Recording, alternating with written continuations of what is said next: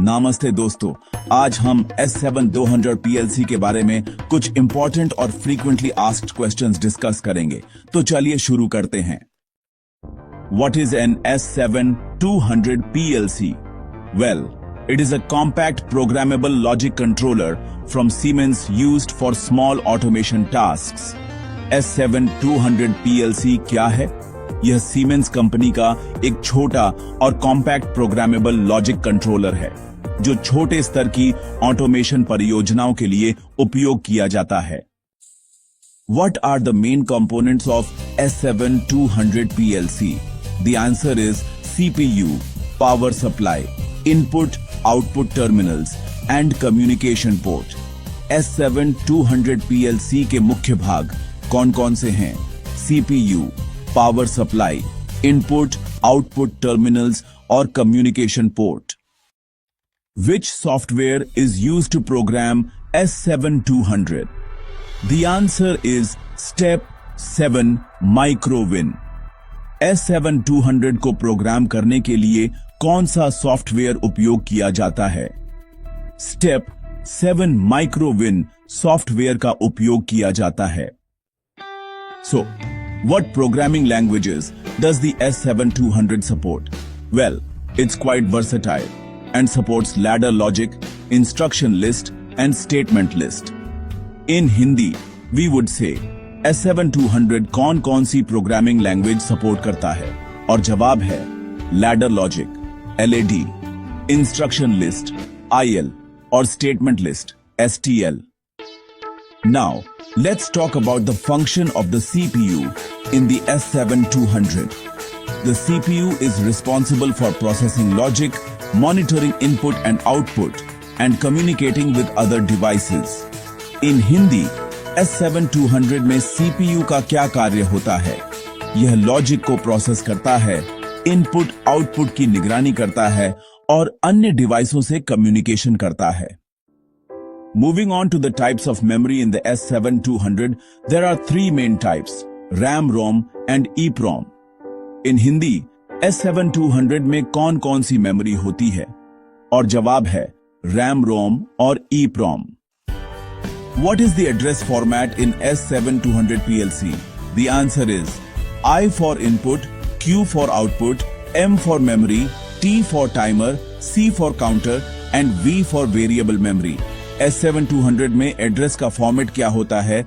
I मतलब input, Q मतलब output, M मतलब मेमोरी बिट, T मतलब टाइमर, C मतलब काउंटर और V मतलब variable memory. What is the use of SM memory in S7-200? Well, SM, which stands for Special Memory, is used for System Level Diagnostics and Status. S7-200 में SM memory का क्या उपयोग है? SM यानी Special Memory, system स्तर के diagnostic और status के लिए उपयोग होती है। What is a timer in S7-200? A timer is basically a function that creates time delays. S7-200 में टाइमर क्या होता है? ये एक ऐसा फंक्शन है जो समय आधारित डिले बनाता है। What is a counter in S7-200? Well, it counts the number of events or pulses. S7-200 में काउंटर क्या है? यह किसी घटना या पल्स की संख्या को गिनता है। What is ladder logic? It's actually a graphical programming language that resembles electrical relay logic. Ladder logic क्या होती है? यह एक ग्राफिकल प्रोग्रामिंग भाषा है जो इलेक्ट्रिकल रिले लॉजिक जैसी दिखती है। What is the maximum number of IOs in S7-200? You know, it depends on the CPU model. For example, CPU 224 supports up to 168 IO points. S7-200 में अधिकतम कितने IO हो सकते हैं? यह CPU मॉडल पर निर्भर करता है। जैसे CPU 234 अधिकतम 168 IO पॉइंट सपोर्ट करता है। So, what is a communication port used for? Well, it's actually for connecting the PLC to a PC, an HMI or even to other PLCs. Hindi में कहें तो कम्युनिकेशन पोर्ट का उपयोग किस लिए होता है? पीएलसी को कंप्यूटर, HMI या दूसरे PLC से जोड़ने के लिए। Now, let's talk about what analog inputs are in the S7-200. These are inputs that receive variable voltage or current signals, such as 0 to 10 volts or 4 to 20 milliamps. Hindi में S7-200 में analogue input क्या होते हैं? ऐसे input जो voltage या current में variable signal लेते हैं, जैसे कि 010V या 420 में। So, how is a program uploaded or downloaded in the S7-200? Basically, you use Step 7 microwin software along with a communication cable. Hindi में कहें तो S7-200 में प्रोग्राम कैसे अपलोड या डाउनलोड किया जाता है? स्टेप 7 माइक्रोविन सॉफ्टवेयर और कम्युनिकेशन केबल की मदद से। What is watchdog timer? Well, it checks if the program is running correctly and if the PLC hangs, it resets it. Hindi में कहें तो वॉचडॉग टाइमर क्या होता है? यह जांचता है कि प्रोग्राम सही से चल रहा है या नहीं। अगर PLC हैंग हो जाए तो उसे रीसेट कर देता है। What are expansion modules in S7-200? Well, these are additional input or output modules that can be added to increase the capacity. S7-200 में expansion modules क्या होते हैं? ऐसे अतिरिक्त इनपुट या आउटपुट मॉड्यूल जिन्हें जोड़कर क्षमता बढ़ाई जा सकती है। How to diagnose errors in S7-200? You can do this by using status LEDs, error codes, and also the diagnostic tools available in the software.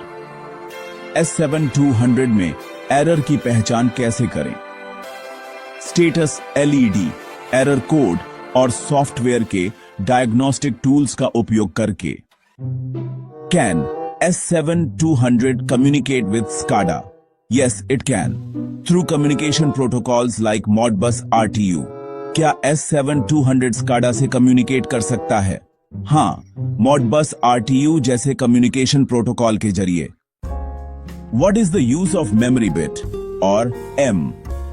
It's used for internal logic operations and data storage. Memory bit M का उपयोग क्या है? आंतरिक logic संचालन और data store करने के लिए।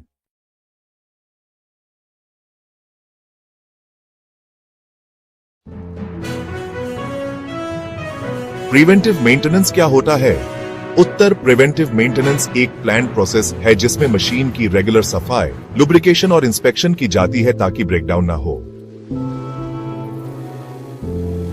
ब्रेकडाउन मेंटेनेंस क्या होता है? उत्तर, जब मशीन खराब होने के बाद रिपेयर की जाती है, यूज ब्रेकडाउन मेंटेनेंस कहते हैं। प्रेडिक्टिव मेंटेनेंस क्या होता है? उत्तर, प्रेडिक्टिव मेंटेनेंस में सेंसर्स और डेटा एनालिसिस के माध्यम से मशीन की कंडीशन मॉनिटर की जाती है और फेलियर होने से पहले रिपेयर किया जाता है। करेक्टिव मेंटेनेंस क्या होता है?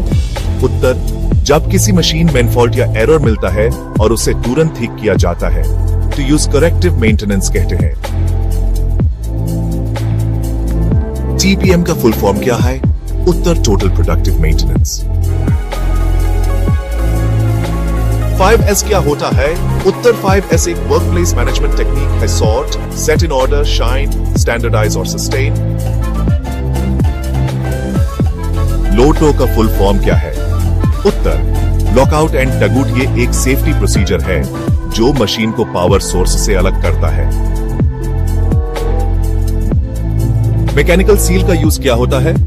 उत्तर, मैकेनिकल सील पंप या शाफ्ट में लीकेज रोकने के लिए यूज होता है। बेरिंग के कितने टाइप्स होते हैं? उत्तर, मेनली 2 टाइप्स, बॉल बेरिंग और रोलर बेरिंग। इनके और भी सब टाइप्स होते हैं। वाइब्रेशन एनालिसिस क्या होता है? उत्तर, मशीन के वाइब्रेशन डेटा को रिकॉर्ड करके फेलियर डिटेक्ट करना, इसे वाइब्रेशन एनालिसिस कहते हैं। रूट कॉज एनालिसिस क्या है? उत्तर, किसी समस्या का असली कारण खोजने का प्रोसेस है ताकि उसका परमानेंट सॉल्यूशन मिल सके। काइजन क्या है? उत्तर काइजेन का मतलब है कंटिन्यूअस इंप्रूवमेंट, हर दिन थोड़ा बेहतर बनाने का प्रयास। हाइड्रोलिक सिस्टम में ऑयल का रोल क्या है? उत्तर ऑयल पावर ट्रांसमिट करता है और लुब्रिकेशन भी देता है। न्यूमैटिक सिस्टम क्या होता है? उत्तर जहां कंप्रेस्ड एयर का यूज होता है सिस्टम को चलाने के लिए यूज न्यूमैटिक सिस्टम कहते हैं। पीएलसी क्या होता है? उत्तर प्रोग्रामेबल लॉजिक कंट्रोलर, एक ऑटोमेशन डिवाइस जो मशीन को कंट्रोल करता है। SCADA का फुल फॉर्म क्या है? उत्तर supervisory control and data acquisition. Star और डेल्टा कनेक्शन में क्या अंतर है? उत्तर स्टार में न्यूट्रल होता है, डेल्टा में नहीं। डेल्टा हाई टॉर्क देता है, स्टार लो करंट से स्टार्ट करता है। अर्थिंग क्यों जरूरी है? उत्तर सेफ्टी के लिए, फॉल्ट करंट को जमीन में भेजने के लिए। थर्मोकपल क्या होता है? उत्तर एक सेंसर जो टेम्परेचर मेजर करता है। आईआर टेस्टर का यूज क्या है? उत्तर इंसुलेशन रेजिस्टेंस टेस्ट के लिए यूज होता है। मैगर क्या होता है? उत्तर एक इंसुलेशन टेस्टिंग डिवाइस है जो हाई वोल्टेज देकर इंसुलेशन रेजिस्टेंस चेक करता है। एमसीसी और पीसीसी पैनल में क्या डिफरेंस है? उत्तर एमसीसी में मोटर्स कंट्रोल होते हैं, पीसीसी में ओवरऑल पावर डिस्ट्रीब्यूशन होती है। एनर्जी ऑडिट क्या होता है? उत्तर प्लांट में एनर्जी कंजम्पशन का एनालिसिस जिससे एफिशिएंसी बढ़ सके। HVAC सिस्टम क्या होता है? उत्तर heating, ventilation and air conditioning के सिस्टम। CMMS क्या होता है? उत्तर कंप्यूटराइज्ड मेंटेनेंस मैनेजमेंट सिस्टम जिसे मेंटेनेंस एक्टिविटीज ट्रैक की जाती है।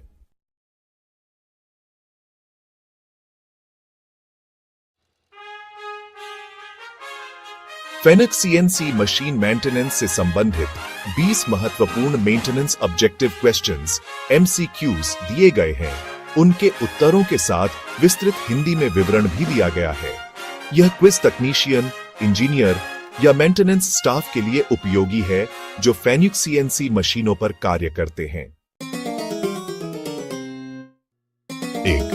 फेनिक्स CNC मशीन में बैटरी का मुख्य कार्य क्या है? उत्तर मेमोरी में डेटा को बनाए रखना।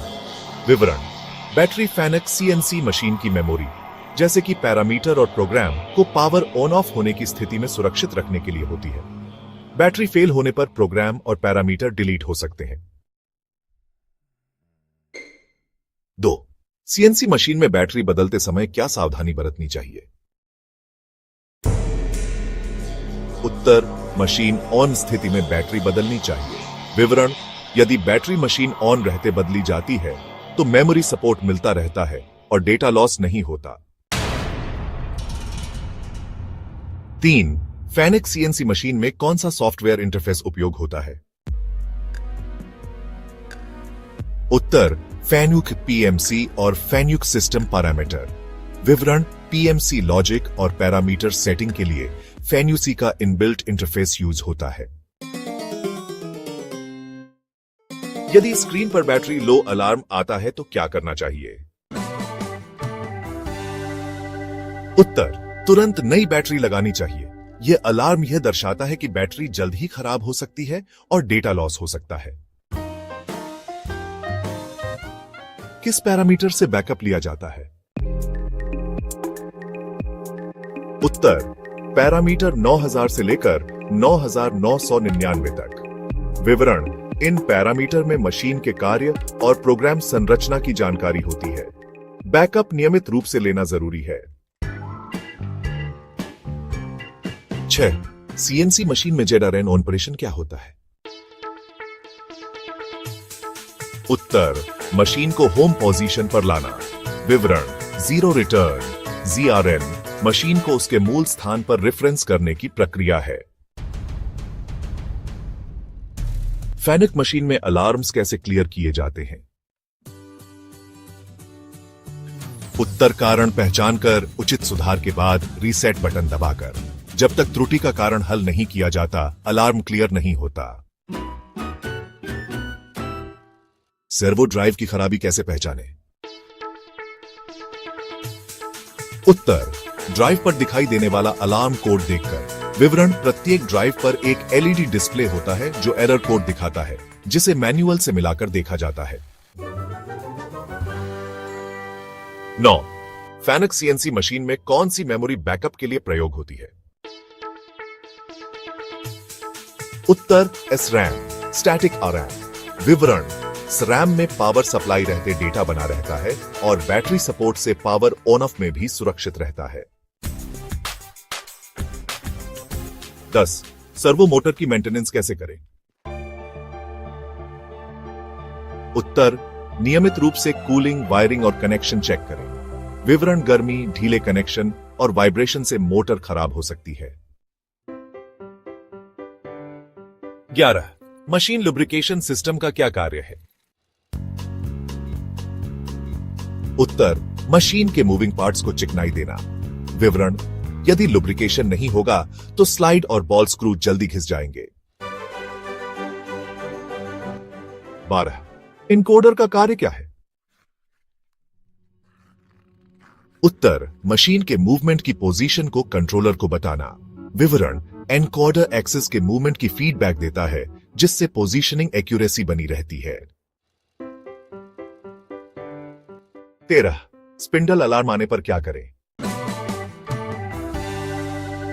उत्तर, स्पिंडल ड्राइव और मोटर की जांच करें। विवरण, टेम्परेचर, लोड, वायरिंग इत्यादि की जांच आवश्यक है। 14. पेन्यूज कंट्रोलर में डीएनसी क्या है? उत्तर, डायरेक्ट न्यूमेरिकल कंट्रोल, सीधे कंप्यूटर से प्रोग्राम चलाना। विवरण, यह सीरियल कम्युनिकेशन के द्वारा बड़े प्रोग्राम चलाने के लिए उपयोगी होता है। 15. एनसी और सीएनसी में क्या अंतर है? उत्तर, एनसी मैनुअल प्रोग्रामिंग आधारित होता है, जबकि सीएनसी में कंप्यूटर आधारित ऑटोमेशन होता है। विवरण, सीएनसी में एडिटिंग, स्टोरेज, फीडबैक और रिपीटेबिलिटी अधिक होती है। 16. बैकअप प्रक्रिया में कौन कौन सी चीजें सेव की जाती हैं? उत्तर, parameter, program, PMC data, macro variables. विवरण, डेटा लॉस से बचने के लिए नियमित बैकअप बहुत जरूरी है। 17. मशीन अलाइनमेंट में किस टूल का प्रयोग होता है? उत्तर, डायल गेज और लेवलिंग टूल। विवरण, मशीन के स्लाइड्स और स्पिंडल का अलाइनमेंट बहुत आवश्यक है ताकि प्रिसिजन बना रहे। 18. पावर फ्लक्चुएशन से मशीन को कैसे बचाया जा सकता है? उत्तर, स्टेबलाइजर या यूपीएस लगाकर। विवरण, फ्लक्चुएशन से सीएनसी कंट्रोलर को नुकसान हो सकता है, इसलिए पावर क्वालिटी बनाए रखना जरूरी है। 19. सीएनसी मशीन में एयर प्रेशर का क्या उपयोग है? उत्तर, टूल क्लैंपिंग, कूलेंट ब्लो और स्लाइड क्लीनिंग में। यदि एयर प्रेशर सही नहीं होगा तो टूल चेंजिंग फेल हो सकता है। 20. मशीन मेंटेनेंस का सबसे जरूरी नियम क्या है? उत्तर, प्रिवेंटिव मेंटेनेंस शेड्यूल का पालन करना। समय समय पर जांच करने से ब्रेकडाउन से बचा जा सकता है और मशीन की लाइफ बढ़ती है। लालित।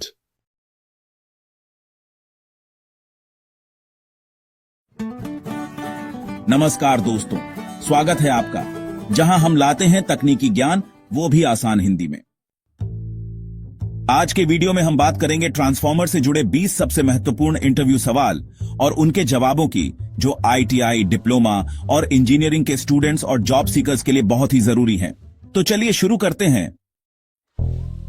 प्रश्न 1, ट्रांसफॉर्मर क्या होता है? उत्तर, ट्रांसफॉर्मर एक स्थिर इलेक्ट्रिकल डिवाइस है जो ऐसी वोल्टेज को एक स्तर से दूसरे स्तर पर ट्रांसफर करता है बिना फ्रीक्वेंसी बदले। प्रश्न 2, ट्रांसफॉर्मर एसी पर काम करता है, डीसी पर क्यों नहीं? उत्तर, क्योंकि ट्रांसफॉर्मर फ्लक्स में परिवर्तन के सिद्धांत पर काम करता है। जो डीसी में संभव नहीं है। प्रश्न 3, ट्रांसफॉर्मर के मुख्य भाग कौन कौन से होते हैं? उत्तर, primary winding, secondary winding, iron core, oil tank, breather, tap changer और बुकहोल्ज रिले। प्रश्न 4, ट्रांसफॉर्मर का मुख्य कार्य क्या है? उत्तर, वोल्टेज को बढ़ाना या घटाना ताकि बिजली ट्रांसमिशन और डिस्ट्रीब्यूशन कुशलता से हो सके। प्रश्न 5, ट्रांसफॉर्मर के प्रकार बताइए। उत्तर, single phase, 3 phase, step up, step down, auto transformer और इंस्ट्रूमेंट ट्रांसफॉर्मर। प्रश्न 6, ट्रांसफॉर्मर की एफिशिएंसी कितनी होती है? इसका उत्तर है लगभग 95% से 99% के बीच। प्रश्न 7, इसमें कौन कौन से लॉसेज होते हैं? इसका जवाब है कॉपर लॉस और आयरन लॉस, जिसमें हिस्टेरेसिस और एडी करंट लॉस भी शामिल हैं। प्रश्न 8, कॉपर लॉस किस पर निर्भर करता है? इसका उत्तर है लोड करंट पर। प्रश्न 9, आयरन लॉस किस पर निर्भर करता है? इसका जवाब है वोल्टेज और फ्रीक्वेंसी पर। प्रश्न 10, ट्रांसफॉर्मर का ईएमएफ समीकरण क्या है? इसका उत्तर है E बराबर 4.44 गुणा फ्रीक्वेंसी गुणा टर्न्स गुणा फ्लक्स, जहां F फ्रीक्वेंसी, N टर्न्स और Phi फ्लक्स है। प्रश्न 11, कूलिंग सिस्टम कौन कौन से होते हैं? इसका उत्तर है ONAN, ONAF, OFF और OFWF। प्रश्न 12, ओपन सर्किट टेस्ट क्यों किया जाता है?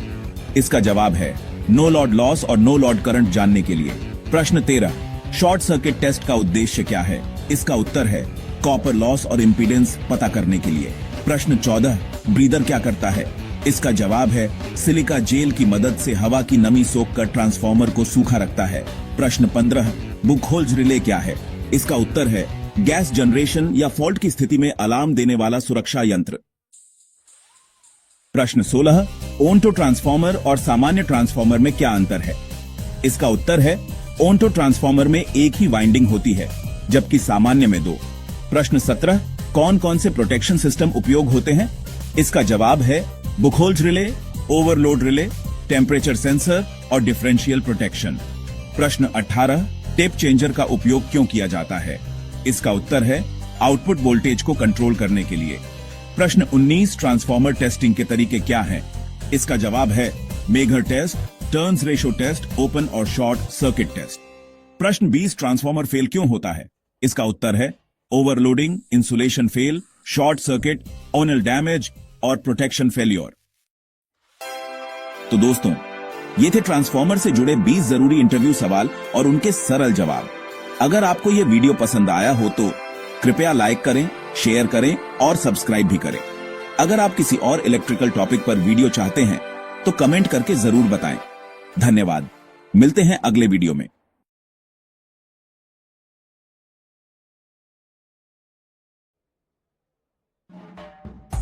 What is an RO plant? An RO plant is a water purification system that removes impurities using reverse osmosis technology. RO plant एक जल शुद्धिकरण प्रणाली है जो रिवर्स ऑस्मोसिस तकनीक का उपयोग करके अशुद्धियों को हटाता है। What is the principle of reverse osmosis? Reverse osmosis works by applying pressure to force water through a semi-permeable membrane, leaving impurities behind. Reverse osmosis में दबाव डालकर पानी को अर्ध पारगम्य झिल्ली से गुजारा जाता है, जिससे अशुद्धियां पीछे रह जाती हैं। What is the purpose of a pre-filter in an RO plant? The pre-filter removes large particles and sediments to protect the RO membrane. Pre-filter बड़े कणों और तलछट को हटाकर RO झिल्ली की सुरक्षा करता है। What is the function of the high pressure pump in an RO plant? The high pressure pump forces water through the RO membrane. High pressure pump पानी को RO झिल्ली के माध्यम से भेजने का कार्य करता है। What is membrane fouling? Membrane fouling is the clogging of the RO membrane due to impurities. झिल्ली fouling RO झिल्ली के अशुद्धियों से जाम होने की प्रक्रिया है। What is TDS? TDS stands for total dissolved solids, which indicates the amount of dissolved substances in water. TDS का मतलब है कुल घुले हुए ठोस, जो पानी में घुले पदार्थों की मात्रा बताता है। What is the ideal TDS level of RO water? The ideal TDS level of RO water is between 50 to 150 ppm. RO पानी का आदर्श TDS स्तर 50 से 150 ppm के बीच होता है। What is the function of an anti-scalant in RO plant? Antiscalant prevents scaling on the RO membrane. Antiscalant RO झिल्ली पर परत जमने से बचाता है. What is the purpose of backwashing in RO system? Backwashing cleans the filters and removes trapped impurities. Backwashing फिल्टरों को साफ करने और फंसी हुई अशुद्धियां हटाने के लिए की जाती है. What is the rejection rate in RO plant? The rejection rate is the percentage of impurities removed by the RO system. Rejection rate वह प्रतिशत है जितनी अशुद्धियां RO system द्वारा हटाई जाती है. What is permeate water? Permeate water is the purified water that passes through the RO membrane. Permeate पानी वह शुद्ध पानी है जो RO झिल्ली से होकर गुजरता है. What is concentrate water? Concentrate water is the reject water that contains removed impurities. Concentrate पानी वह reject पानी है जिसमें निकाली गई अशुद्धियां होती हैं. What is the role of pressure vessels in RO plant? Pressure vessels hold the RO membranes and maintain the required pressure. Pressure vessels RO झिल्लियों को रखते हैं और आवश्यक दबाव बनाए रखते हैं. Why is CIP or cleaning in place required in RO plant? CIP is required to clean the membranes without disassembling the system. CIP झिल्लियों को बिना सिस्टम खोले साफ करने के लिए आवश्यक होता है. What is the role of the dosing system in RO plant? The dosing system adds chemicals like antiscalants and disinfectants to protect the plant. Dosing system antiscalant और कीटाणुनाशक जैसे रसायन जोड़ता है ताकि प्लांट सुरक्षित रहे. What is the normal operating pressure of RO plant? The normal operating pressure of an RO plant ranges from 10 to 20 bar. RO plant का सामान्य ऑपरेटिंग प्रेशर 10 से 20 बार होता है. What are the common causes of low permeate flow? Low permeate flow is commonly caused by membrane fouling or low feed pressure. Come permeate flow आमतौर पर झिल्ली fouling या कम feed pressure के कारण होता है. What are the safety precautions in RO plant operation? Always monitor pressure, chemical dosing, and ensure proper maintenance to prevent hazards. हमेशा pressure, chemical dosing की निगरानी करें और उचित मेंटेनेंस सुनिश्चित करें ताकि दुर्घटनाएं न हो. What is the lifespan of an RO membrane? The typical lifespan of an RO membrane is 2 to 3 years depending on maintenance. RO झिल्ली की सामान्य आयु 2 से 3 साल होती है जो मेंटेनेंस पर निर्भर करती है. What are the advantages of RO plant? RO plant provides high quality purified water and reduces harmful contaminants. RO plant उच्च गुणवत्ता वाला शुद्ध पानी प्रदान करता है और हानिकारक प्रदूषकों को कम करता है.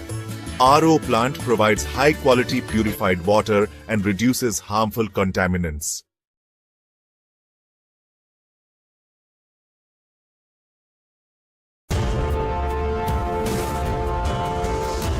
क्या आप जानते हैं कि लगभग 80% इलेक्ट्रिकल इंटरव्यू में वही सवाल बार बार पूछे जाते हैं और ज्यादातर उम्मीदवार उन्हीं आसान सवालों में अटक जाते हैं. आज हम उन्हीं जरूरी सवालों की बात करेंगे जिससे आपका सिलेक्शन पक्का हो सकता है. नमस्कार दोस्तों, स्वागत है आपके अपने चैनल, आपके चैनल का नाम में, जहां हम लाते हैं टेक्निकल नॉलेज आसान भाषा में. आज हम जानेंगे ट्रांसफॉर्मर से जुड़े 20 ऐसे इंटरव्यू सवाल और उनके जवाब जो प्राइवेट और सरकारी नौकरी में बार बार पूछे जाते हैं. हम सब जानते हैं कि इंटरव्यू की तैयारी करते समय सबसे बड़ी चुनौती होती है ये समझना कि कौन से सवाल पूछे जाएंगे और उनका सटीक जवाब कैसे देना है. अक्सर लोग ट्रांसफॉर्मर जैसे बेसिक टॉपिक को हल्का समझ लेते हैं, जबकि इंटरव्यू में सबसे ज्यादा फोकस इसी पर होता है. तो चलिए हम इस भ्रम को तोड़ते हैं और समझते हैं वो सवाल जिनका अभ्यास कर आप इंटरव्यू में आत्मविश्वास के साथ जवाब दे सकें. अब हम जानेंगे ट्रांसफॉर्मर से जुड़े 20 नए इंटरव्यू सवाल और उनके सटीक जवाब जो पहले बताए गए सवालों से बिल्कुल अलग हैं और इंटरव्यू में बहुत उपयोगी हैं. प्रश्न 31. ट्रांसफॉर्मर में फ्लक्स लीकेज क्या होता है? जब कोर के बाहर फ्लक्स लीक हो जाए जिससे एफिशिएंसी कम हो जाती है तो उसे फ्लक्स लीकेज कहते हैं। प्रश्न 22, ट्रांसफॉर्मर की रेटिंग केवीए में क्यों होती है? क्योंकि ट्रांसफॉर्मर के लॉस करंट और वोल्टेज पर निर्भर करते हैं, न कि पावर फैक्टर पर। प्रश्न 23, ट्रांसफॉर्मर की फ्रीक्वेंसी क्यों नहीं बदलती? क्योंकि ट्रांसफॉर्मर सिर्फ वोल्टेज को बदलता है, फ्रीक्वेंसी को नहीं। प्रश्न 24, टर्न्स रेशो क्या होता है? प्राइमरी और सेकेंडरी वाइंडिंग की संख्या का अनुपात ही टर्न्स रेशो होता है। प्रश्न 25, मेगर टेस्ट का क्या उपयोग है? वाइंडिंग के इंसुलेशन की गुणवत्ता जांचने के लिए किया जाता है। प्रश्न 26, स्टेप अप और स्टेप डाउन ट्रांसफॉर्मर में अंतर बताइए। स्टेप अप ट्रांसफॉर्मर वोल्टेज बढ़ाता है, स्टेप डाउन ट्रांसफॉर्मर वोल्टेज घटाता है। प्रश्न 27, लो लोड पर एफिशिएंसी क्यों कम होती है? क्योंकि नो लोड लॉस प्रबल होते हैं जबकि आउटपुट कम होता है। प्रश्न 28, पोलरिटी टेस्ट क्यों किया जाता है? ट्रांसफॉर्मर की फेजिंग सही है या नहीं, यह जांचने के लिए। प्रश्न 29, शॉर्ट सर्किट करंट इतना ज्यादा क्यों होता है? क्योंकि ट्रांसफॉर्मर की इंपीडेंस बहुत कम होती है। प्रश्न 30, हिस्टेरेसिस लॉस कैसे कम किया जाता है? सिलिकॉन स्टील कोर और पतली लेमिनेशन से। प्रश्न 31, एडी करंट लॉस कैसे घटाते हैं? पतली और इंसुलेटेड लेमिनेटेड कोर से। प्रश्न 32, ट्रांसफॉर्मर की अर्थिंग क्यों जरूरी है? फॉल्ट करंट को सुरक्षित रूप से जमीन में भेजने के लिए। प्रश्न 33, इनरश करंट क्या है? ट्रांसफॉर्मर ऑन करते ही आने वाला हाई मैग्नेटाइजेशन करंट। प्रश्न 34, सामान्य फॉल्ट कौन कौन से होते हैं? Winding burn, oil leakage, overheating, fault current. प्रश्न 35, टैप चेंजर का कार्य क्या है? वोल्टेज रेगुलेशन के लिए वाइंडिंग में टर्न्स बदलना। प्रश्न 36, ट्रांसफॉर्मर में ह्यूमिंग साउंड क्यों आती है? कोर में फ्लक्स के कारण कंपन से। प्रश्न 37, दो ट्रांसफॉर्मर को समानांतर कैसे चलाते हैं? समान वोल्टेज रेशो, फेज और इंपीडेंस होने पर। प्रश्न 38, कोर टाइप और शेल टाइप ट्रांसफॉर्मर में क्या फर्क है? कोर टाइप वाइंडिंग बाहर, शेल टाइप वाइंडिंग कोर के अंदर। प्रश्न 39, वेक्टर ग्रुप का क्या मतलब है? ट्रांसफॉर्मर की फेज डिफरेंस और कनेक्शन को दर्शाता है। प्रश्न 40, ट्रांसफॉर्मर ओनिल टेस्ट क्यों करते हैं? ओनिल की इंसुलेशन क्षमता जांचने के लिए, यानी बीडीवी टेस्ट। तो दोस्तों, आपने देखे ट्रांसफॉर्मर से जुड़े 20 और महत्वपूर्ण इंटरव्यू सवाल और उनके जवाब। अब अगली बार इंटरव्यू में आप पूरी तैयारी के साथ जाएंगे। अगर आपको ये वीडियो पसंद आया हो तो लाइक जरूर कीजिए, चैनल को सब्सक्राइब कीजिए और कमेंट में बताइए आप अगला वीडियो किस टॉपिक पर देखना चाहते हैं। मोटर, सर्किट ब्रेकर, पीएलसी या कोई और टेक्निकल टॉपिक। मिलते हैं अगले वीडियो में।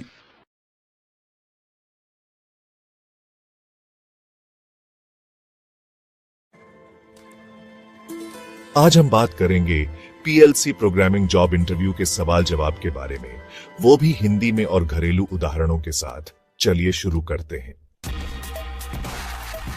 पीएलसी क्या है? पीएलसी एक इलेक्ट्रॉनिक डिवाइस है जो मशीन को ऑटोमेट करता है। अगर हम घर की बात करें तो जैसे वॉशिंग मशीन बटन दबाते ही अपने आप पूरी प्रक्रिया करती है। पीएलसी का उपयोग क्यों करते हैं? मशीन और प्रक्रिया को अपने आप कंट्रोल और ऑटोमेट करने के लिए। एक आसान सा घरेलू उदाहरण है गीजर में टाइमर लगाकर अपने आप चालू और बंद करना। पीएलसी में कौन से इनपुट डिवाइस होते हैं? Push button, sensor, limit switch आदि। घर में डोरबेल को ही ले लीजिए, बटन दबाओ, बेल बजेगी। पीएलसी में कौन से आउटपुट डिवाइस होते हैं? Motor, lamp, alarm, solenoid valve आदि। घरेलू उदाहरण, बटन दबाने से घर की लाइट चालू होना। पीएलसी में कौन सी प्रोग्रामिंग भाषा होती है? Ladder diagram, functional block diagram, structured text आदि। घरेलू उदाहरण जैसे मोबाइल में हिंदी, इंग्लिश जैसी भाषा होती है, वैसे ही पीएलसी में। लैडर डायग्राम क्या होता है? सीढ़ी जैसा दिखने वाला प्रोग्राम। घरेलू उदाहरण जैसे घर की वायरिंग का नक्शा। पीएलसी के कितने प्रकार होते हैं? कॉम्पैक्ट पीएलसी और मॉड्यूलर पीएलसी। घरेलू उदाहरण के तौर पर कॉम्पैक्ट ये बिल्कुल मोबाइल जैसा होता है और मॉड्यूलर ये TV plus set top box जैसा समझ सकते हैं। पीएलसी की स्कैन साइकिल क्या होती है? इसमें सबसे पहले इनपुट पढ़ना, फिर प्रोग्राम चलाना, उसके बाद आउटपुट देना और फिर से इनपुट पढ़ना। यह पूरा एक साइकिल है। अगर घर का उदाहरण लें तो जैसे मिक्सर चलाते समय बटन दबाते हैं, मिक्सर चालू होता है, फिर बंद करते हैं, बस यही साइकिल है। पीएलसी में मेमोरी का क्या काम है? इसका काम है प्रोग्राम और डेटा को स्टोर करना। आसान भाषा में समझें तो जैसे मोबाइल में आप गाने और फोटो सेव करते हैं, वैसे ही यहां भी डेटा सेव होता है। पीएलसी में एचएमआई क्या होता है? ह्यूमन मशीन इंटरफेस, जिससे मशीन ऑपरेट करना आसान होता है। घरेलू उदाहरण जैसे माइक्रोवेव ओवन का टच स्क्रीन।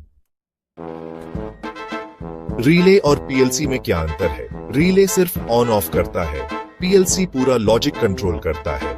घरेलू उदाहरण रिले मतलब नॉर्मल स्विच, पीएलसी मतलब स्मार्ट मोबाइल। पीएलसी में टाइमर का क्या उपयोग है? डिवाइस को तय समय पर चालू या बंद करने के लिए। घरेलू उदाहरण गीजर में टाइमर लगाना कि 10 मिनट बाद अपने आप बंद हो जाए। पीएलसी में काउंटर का क्या उपयोग है? दरअसल पीएलसी किसी चीज को गिनने के लिए उपयोग करता है। एक घरेलू उदाहरण लें तो जैसे घर में स्टेप काउंटर जो हमारे कदम गिनता है, वैसे ही पीएलसी में भी काउंटर का उपयोग किया जाता है। पीएलसी को प्रोग्राम करने के लिए कौन से सॉफ्टवेयर होते हैं? तो सीमेंस के लिए TIA पोर्टल, एलन ब्रैडली के लिए RS लॉगिक्स और मित्सुबिशी के लिए GX डेवलपर इस्तेमाल होते हैं। अगर आप इसे आसान भाषा में समझें तो जैसे मोबाइल में अलग अलग ऐप्स होते हैं, वैसे ही पीएलसी के लिए भी अलग अलग सॉफ्टवेयर होते हैं। पीएलसी में ऑनलाइन और ऑफलाइन मोड में क्या अंतर है? ऑनलाइन मतलब डायरेक्ट पीएलसी से कनेक्ट होकर लाइव मॉनिटरिंग करना और ऑफलाइन मतलब बिना पीएलसी के प्रोग्राम बनाना। एक घरेलू उदाहरण लें तो ऑनलाइन शॉपिंग जैसे लाइव खरीदारी और ऑफलाइन खरीदारी मतलब लोकल स्टोर से सामान लेना, कुछ ऐसा ही फर्क है।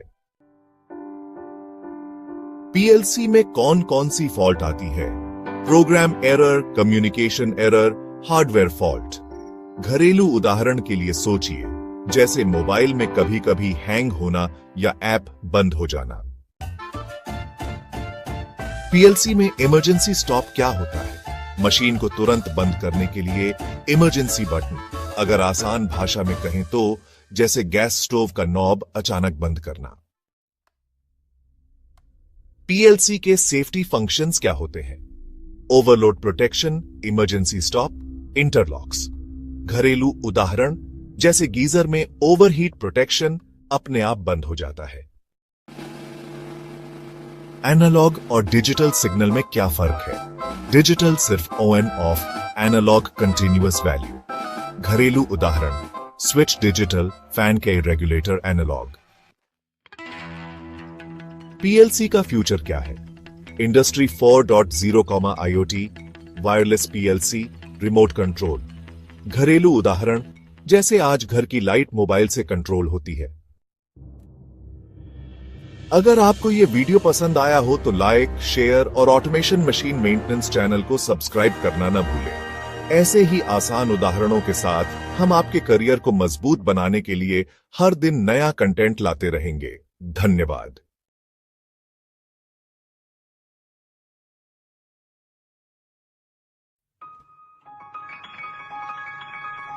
Hello friends, welcome to your own YouTube channel, Automation Machine Maintenance, where we make machine knowledge easy to understand.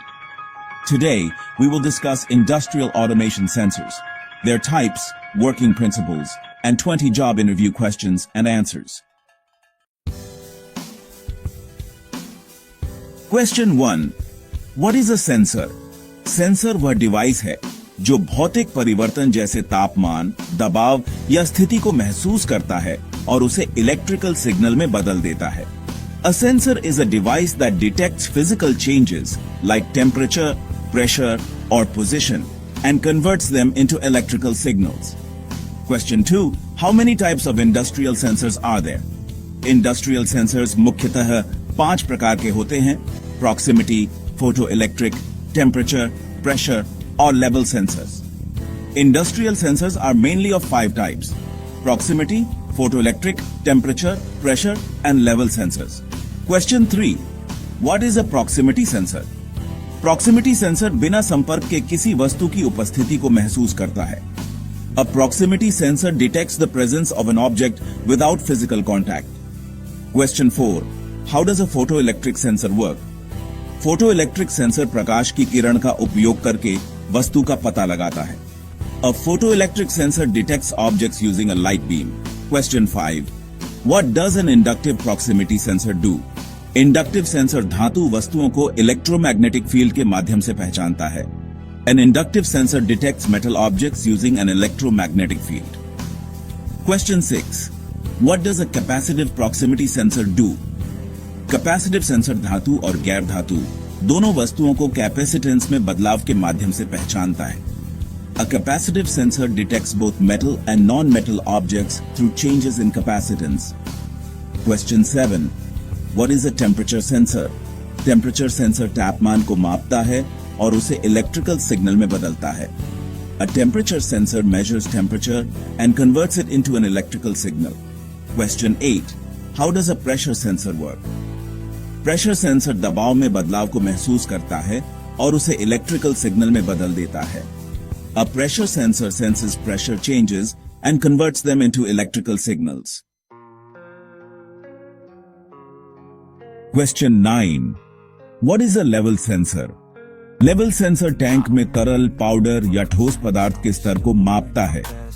A level sensor measures the level of liquids, powders or solids in a tank. Question 10. What is a limit switch? Limit switch एक electromechanical device है जो किसी moving part की अंतिम स्थिति को महसूस करता है. A limit switch is an electromechanical device that senses the end position of a moving part. Question 11. What is the difference between a sensor and a transducer? Sensor किसी भौतिक मात्रा को महसूस करता है जबकि ट्रांसड्यूसर ऊर्जा को एक रूप से दूसरे रूप में बदलता है. A sensor senses physical quantity while a transducer converts one form of energy into another. Question 12. What does an encoder do? Encoder किसी शाफ्ट की रोटेशनल पोजीशन को इलेक्ट्रिकल सिग्नल में बदलता है. An encoder converts the rotational position of a shaft into an electrical signal. Question 13. What are analog sensors? Analog sensors लगातार बदलने वाले signal प्रदान करते हैं. Analog sensors provide continuously varying signals. Question 14. What are digital sensors? Digital sensors केवल on या off जैसे स्थायी सिग्नल प्रदान करते हैं. Digital sensors provide fixed signals like on or off only. Question 15. What is a load cell? Load cell भार या बल को मापता है और इलेक्ट्रिकल सिग्नल प्रदान करता है. A load cell measures weight or force and provides an electrical signal. Question 16. What does a flow sensor do? Flow sensor किसी सिस्टम में तरल या गैस के प्रवाह दर को मापता है. A flow sensor measures the flow rate of liquids or gases in a system. Vibration sensor machine के कंपन को महसूस करता है ताकि संभावित खराबी पहले ही पता चल सके. A vibration sensor senses machine vibrations to detect possible faults in advance. Ultrasonic sensor ध्वनि तरंगों का उपयोग करके दूरी को मापता है. An ultrasonic sensor measures distance using sound waves. Humidity sensor हवा में नमी के स्तर को मापता है. A humidity sensor measures moisture levels in the air. Sensors real-time monitoring. नियंत्रण और सुरक्षा के लिए अत्यंत आवश्यक होते हैं। Sensors are essential for real-time monitoring, control, and safety in industrial automation. अगर आपको ये वीडियो पसंद आया हो तो लाइक जरूर करें, अपने दोस्तों के साथ शेयर करें और ऐसी ही इंडस्ट्रियल ऑटोमेशन से जुड़ी जानकारी के लिए हमारे चैनल ऑटोमेशन मशीन मेंटेनेंस को सब्सक्राइब करना ना भूलें। कमेंट करके बताइए आपको अगला वीडियो किस टॉपिक पर चाहिए। धन्यवाद। If you like this video, don't forget to like it, share it with your friends, and subscribe to our channel Automation Machine Maintenance for more industrial automation content. Comment below and let us know which topic you want us to cover next. Thank you. Automation सीखो, समझो और अपने career को fast forward करो।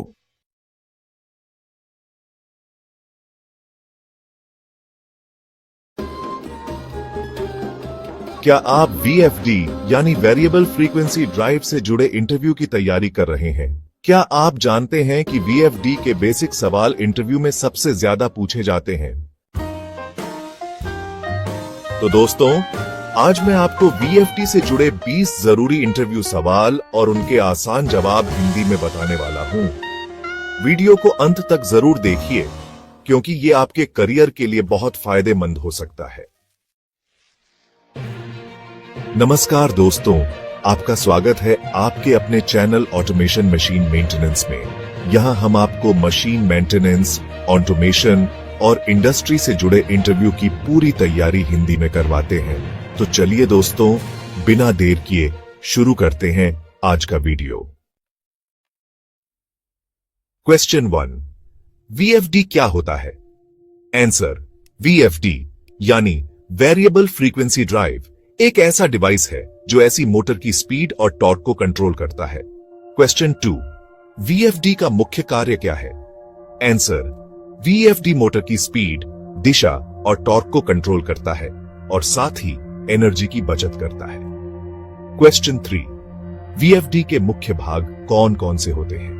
Answer, VFD के मुख्य भाग हैं रेक्टिफायर, DC बस, इन्वर्टर और कंट्रोल सर्किट। क्वेश्चन 4, VFD में इनपुट और आउटपुट क्या होता है? आंसर, VFD में इनपुट ऐसी सप्लाई होती है और आउटपुट वेरिएबल फ्रीक्वेंसी और वेरिएबल वोल्टेज होती है जो मोटर को दी जाती है। क्वेश्चन 5, VFD में सबसे महत्वपूर्ण कंट्रोलिंग पैरामीटर क्या होता है? आंसर, VFD में सबसे महत्वपूर्ण कंट्रोलिंग पैरामीटर फ्रीक्वेंसी होती है जिससे मोटर की स्पीड कंट्रोल होती है। क्वेश्चन 6, VFD मोटर की स्पीड कैसे बदलता है? आंसर, VFD मोटर की स्पीड को फ्रीक्वेंसी बदलकर कंट्रोल करता है क्योंकि मोटर की स्पीड का फॉर्मूला है N बराबर 120 गुना frequency divided by poles. VFD के फायदे क्या हैं? VFD से एनर्जी की बचत होती है, मोटर की लाइफ बढ़ती है, स्मूथ स्टार्ट स्टॉप मिलता है और ओवरलोड प्रोटेक्शन भी मिलता है। अब बात करते हैं VFD में कौन कौन से सेफ्टी प्रोटेक्शन होते हैं। VFD में over current, over voltage, under voltage, over temperature और ग्राउंड फॉल्ट प्रोटेक्शन होते हैं। रैंप अप और रैंप डाउन क्या होते हैं? रैंप अप मतलब मोटर की स्पीड को धीरे धीरे बढ़ाना और रैंप डाउन मतलब मोटर की स्पीड को धीरे धीरे कम करना। VFD के कितने मोड होते हैं? VFD में लोकल मोड, रिमोट मोड और ऑटोमेटिक मोड होते हैं। VFD टॉर्क को कैसे कंट्रोल करता है? VFD टॉर्क को वोल्टेज और फ्रीक्वेंसी के अनुपात यानी VF रेशियो से कंट्रोल करता है। VFD में PID कंट्रोलर का क्या काम होता है? PID कंट्रोलर का उपयोग VFD में प्रेशर, फ्लो और टेम्परेचर को सटीक तरीके से नियंत्रित करने के लिए किया जाता है। VFD में ब्रेकिंग के कौन कौन से तरीके होते हैं? VFD में DC injection braking, dynamic braking और रीजेनरेटिव ब्रेकिंग होते हैं। VFD में फॉल्ट आने के क्या कारण होते हैं? इनपुट सप्लाई खराब होना, मोटर ओवरलोड होना, ग्राउंड फॉल्ट, वायरिंग इश्यू और ज्यादा तापमान VFD में फॉल्ट के सामान्य कारण हैं। VFD में फॉल्ट रिसेट कैसे करते हैं? सबसे पहले फॉल्ट का कारण ठीक करें, फिर VFD के रिसेट बटन से या कंट्रोल पैनल से फॉल्ट रिसेट करें। कई बार पावर ऑन ऑफ करके भी फॉल्ट रिसेट हो जाता है। VFD की औसत लाइफ कितनी होती है? अगर सही मेंटेनेंस किया जाए तो VFD की औसत लाइफ 10 से 15 साल होती है। VFD में पैरामीटर सेटिंग कैसे की जाती है? VFD की कीपैड, HMI या फिर कंप्यूटर सॉफ्टवेयर की मदद से पैरामीटर सेटिंग की जाती है। VFD मोटर का सिलेक्शन कैसे करते हैं? मोटर की power, full load current, application torque और वोल्टेज रेंज को देखकर VFD सेलेक्ट किया जाता है। VFD DOL स्टार्टिंग से बेहतर क्यों है? VFD स्मूथ स्टार्ट देता है, जबकि DOL स्टार्टिंग में मोटर को झटका लगता है। VFD से एनर्जी सेविंग भी होती है। VFD के मेंटेनेंस में क्या क्या चेक करना चाहिए? VFD में voltage, current, fault logs, cooling fan, ventilation, connection tightness और वायरिंग इंसुलेशन चेक करना चाहिए। अगर आपको ये वीडियो अच्छा लगा हो तो प्लीज लाइक कीजिए, अपने दोस्तों के साथ शेयर कीजिए और चैनल ऑटोमेशन मशीन मेंटेनेंस को सब्सक्राइब करना ना भूलिए। अगर आपका कोई सवाल है तो कमेंट सेक्शन में जरूर लिखें। मिलते हैं अगली वीडियो में। धन्यवाद।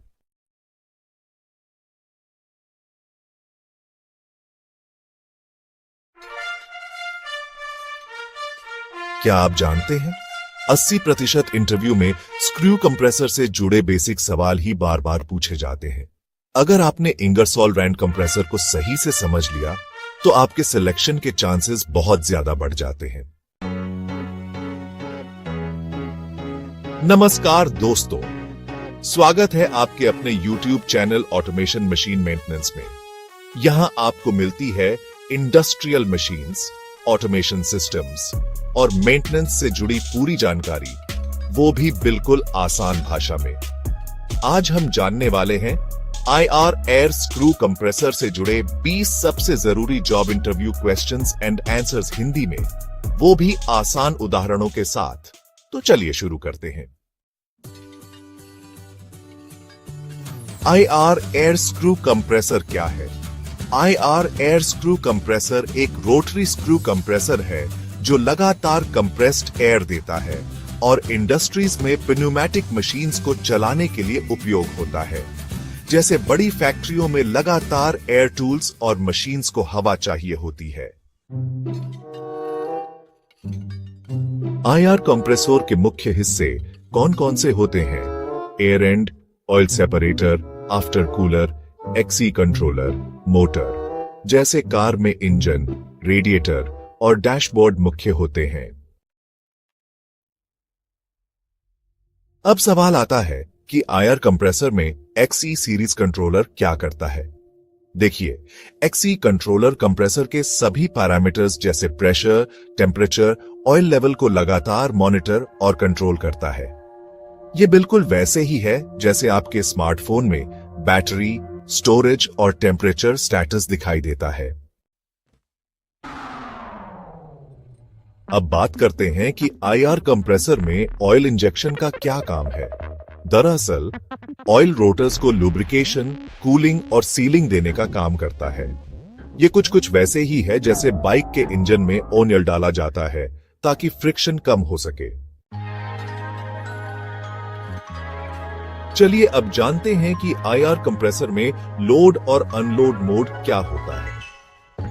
लोड मोड में कंप्रेसर हवा देता है, जबकि अनलोड मोड में मोटर चालू रहती है लेकिन हवा नहीं देती। इसे आप ऐसे समझिए जैसे बाइक का इंजन स्टार्ट है लेकिन आप एक्सीलेटर नहीं दे रहे हैं। IR कंप्रेसर में एयर फिल्टर का क्या कार्य है? देखिए, एयर फिल्टर वातावरण से धूल और गंदगी को रोकता है ताकि सिस्टम ब्लॉक ना हो। जैसे बाइक के एयर फिल्टर में धूल नहीं जाने देते हैं, वैसे ही यहां भी यही लॉजिक है। IR कंप्रेसर में ऑयल सेपरेटर क्यों जरूरी है? दरअसल ऑयल सेपरेटर कंप्रेस्ड एयर से ऑयल को अलग करता है ताकि सिस्टम में ऑयल कैरी ओवर ना हो। जैसे चाय में स्ट्रेनर पत्ती अलग करने का काम करता है, बिल्कुल उसी तरह IR कंप्रेसर में VFD का क्या लाभ है? VFD मोटर की स्पीड कंट्रोल करता है जिससे एनर्जी सेविंग होती है। जैसे सीलिंग फैन में रेगुलेटर लगाकर स्पीड कम ज्यादा करते हैं, बस वैसे ही यहां भी कंट्रोल मिलता है। IR कंप्रेसर में ऑयल कैरी ओवर के कारण क्या होते हैं? सेपरेटर खराब होना, ऑयल ओवर फिलिंग या ऑयल का रॉन्ग ग्रेड होना। जैसे गाड़ी में ज्यादा तेल भरने से धुआं आना शुरू हो जाता है। IR कंप्रेसर में कौन कौन से सेंसर्स होते हैं? Pressure sensor, temperature sensor, oil level sensor. जैसे कार में फ्यूल सेंसर, हीट सेंसर होते हैं। IR कंप्रेसर में कूलिंग सिस्टम के प्रकार कौन से होते हैं?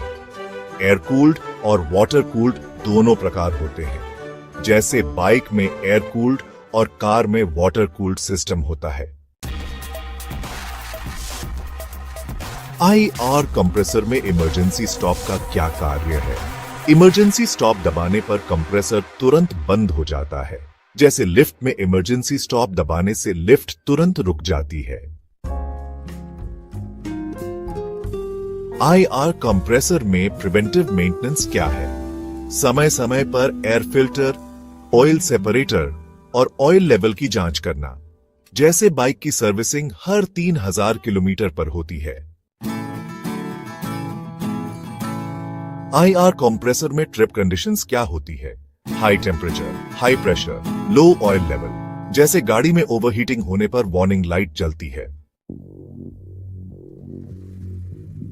IR कंप्रेसर में एयर लीकेज टेस्ट क्यों करना चाहिए? देखिए, लीकेज से हवा और बिजली दोनों की बर्बादी होती है। ये कुछ वैसा ही है जैसे पंक्चर्ड टायर में हवा धीरे धीरे निकलती है। IR कंप्रेसर में ड्यू पॉइंट मॉनिटरिंग क्यों की जाती है? ड्यू पॉइंट सेंसर से कंप्रेस्ड एयर में मॉइस्चर लेवल चेक किया जाता है। ये बिल्कुल वैसे ही है जैसे AC में ह्यूमिडिटी कंट्रोल किया जाता है। IR कंप्रेसर में ऑयल सैंपलिंग क्यों जरूरी है? ऑयल सैंपलिंग से ऑयल क्वालिटी और कंटामिनेशन पता चलता है। जैसे गाड़ी की सर्विस में इंजन ऑयल की जांच की जाती है। IR कंप्रेसर में आफ्टर कूलर का क्या कार्य है?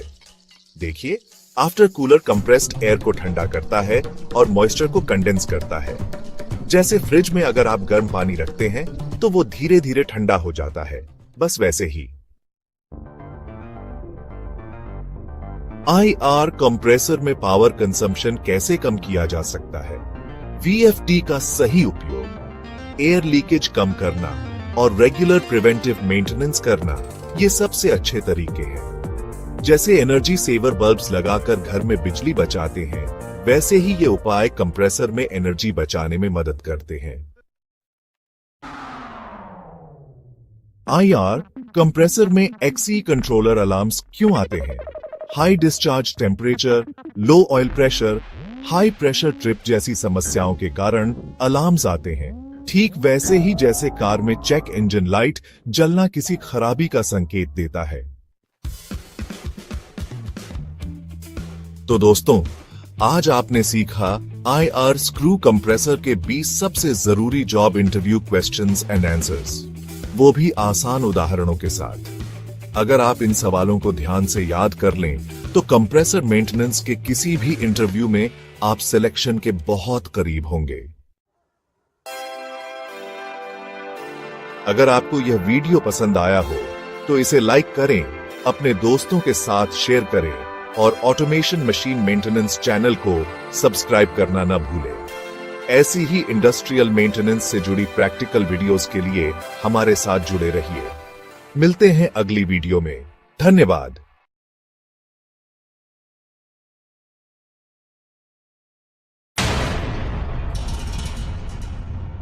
नमस्कार दोस्तों, स्वागत है आपके अपने चैनल ऑटोमेशन मशीन मेंटेनेंस में।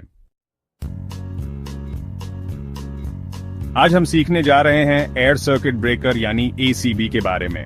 हम आपको बताएंगे ACB की सेटिंग, टेस्टिंग और मेंटेनेंस से जुड़े 40 महत्वपूर्ण इंटरव्यू सवाल और उनके जवाब। अगर आप मेंटेनेंस फील्ड में काम करते हैं या इंटरव्यू की तैयारी कर रहे हैं तो ये वीडियो आपके लिए बहुत फायदेमंद है।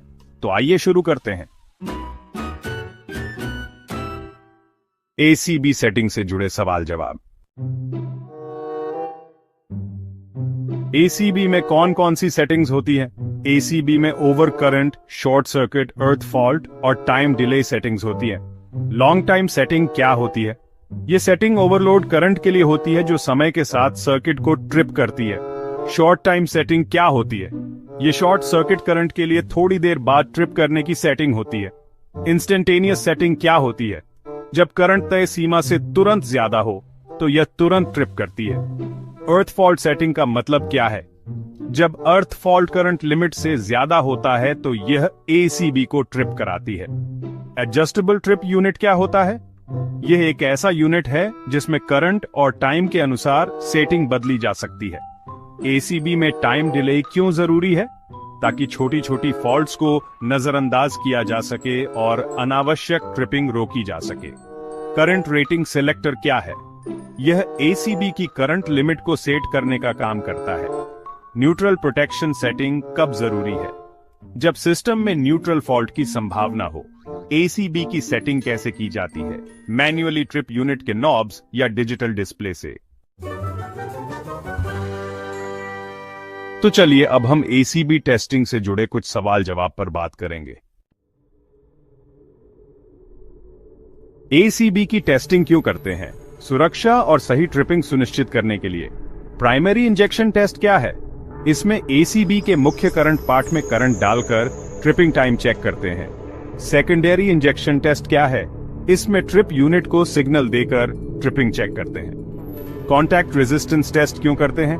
कॉन्टैक्ट में रेजिस्टेंस चेक करने के लिए ताकि ओवरहीटिंग ना हो। इंसुलेशन रेजिस्टेंस टेस्ट क्यों जरूरी है? लीकेज करंट और इंसुलेशन की जांच के लिए। फंक्शनल टेस्ट क्या है? एसीबी का ओपन, क्लोज और ट्रिप ऑपरेशन चेक करना। मैकेनिकल ऑपरेशन टेस्ट क्यों करते हैं? एसीबी के मैकेनिकल पार्ट्स सही से काम कर रहे हैं या नहीं, ये जांचने के लिए। एसीबी की टेस्टिंग कब करनी चाहिए? हर 6 महीने या 1 साल में। ब्रेकर टाइमिंग टेस्ट क्या है? ओपन और क्लोज होने का टाइम मापने का टेस्ट। ट्रिप टेस्ट क्यों जरूरी है? यह सुनिश्चित करने के लिए कि एसीबी सही करंट पर ट्रिप हो रहा है। अब हम दोस्तों एसीबी मेंटेनेंस से जुड़े सवाल जवाब जानेंगे। एसीबी का रेगुलर मेंटेनेंस क्यों जरूरी है? अनएक्सपेक्टेड ब्रेकडाउन और फायर से बचने के लिए। एसीबी में कौन कौन से पार्ट्स की सफाई करनी चाहिए? Main contact, arc chute, insulation surface और ऑपरेटिंग मैकेनिज्म। कॉन्टैक्ट वेयर कैसे चेक करते हैं? मैन्युफैक्चरर द्वारा दिए गए गेज से कॉन्टैक्ट की मोटाई मापकर। ग्रीसिंग क्यों जरूरी है? मूविंग पार्ट्स की स्मूथ वर्किंग के लिए। ऑक्सिलरी स्विच क्या काम करता है? एसीबी के ओपन या क्लोज होने की जानकारी देता है। स्प्रिंग चार्जिंग मोटर कैसे चेक करते हैं? बार बार रन करके और लोड करंट चेक करके। एयर वेंटिलेशन क्यों जरूरी है? ताकि एसीबी में ओवरहीटिंग न हो। आर्क चूट की रेगुलर चेकिंग क्यों जरूरी है? ताकि उसमें कोई डैमेज या कार्बन डिपॉजिट न हो। एसीबी में टाइटनेस क्यों जरूरी है? लूज कनेक्शन से फायर का खतरा होता है। इंटरलॉक सिस्टम क्यों चेक करना चाहिए? ताकि एसीबी गलती से न क्लोज हो। कौन कौन से स्पेयर पार्ट्स रेगुलर बदलने चाहिए? कॉन्टैक्ट, आर्क चूट, स्प्रिंग और ऑक्सिलरी स्विच। एसीबी की मैकेनिकल लाइफ कितनी होती है? लगभग 10,000 से 20,000 ऑपरेशन। एसीबी की इलेक्ट्रिकल लाइफ कितनी होती है? लगभग 25 से 50 short circuit operation. Visual inspection कितनी बार करनी चाहिए? हर 3 महीने में। कार्बन डिपोजिशन की सफाई क्यों जरूरी है? ताकि करंट कैरिंग एरिया ब्लॉक न हो। ट्रिप कॉइल रेजिस्टेंस क्यों नापते हैं? कॉइल के सही काम करने की जांच के लिए। लुब्रिकेशन कब करनी चाहिए? हर 6 महीने में या मैन्युफैक्चरर के अनुसार। थर्मल डैमेज कैसे चेक करते हैं? बर्न मार्क्स, कलर चेंज और स्मेल से। एसीबी में कौन कौन से पीपीई पहनने चाहिए? Insulated gloves, safety goggles, flame resistant कपड़े। ब्रेकडाउन मेंटेनेंस कब करते हैं? जब एसीबी अचानक फेल हो जाए। दोस्तों, उम्मीद है आपको एसीबी सेटिंग, टेस्टिंग और मेंटेनेंस से जुड़े ये सभी सवाल और जवाब समझ में आए होंगे। अगर वीडियो पसंद आया हो तो लाइक करें, चैनल को सब्सक्राइब करें और बेल आइकन दबाएं ताकि आपको आगे भी ऐसे ही उपयोगी वीडियो मिलते रहें। धन्यवाद।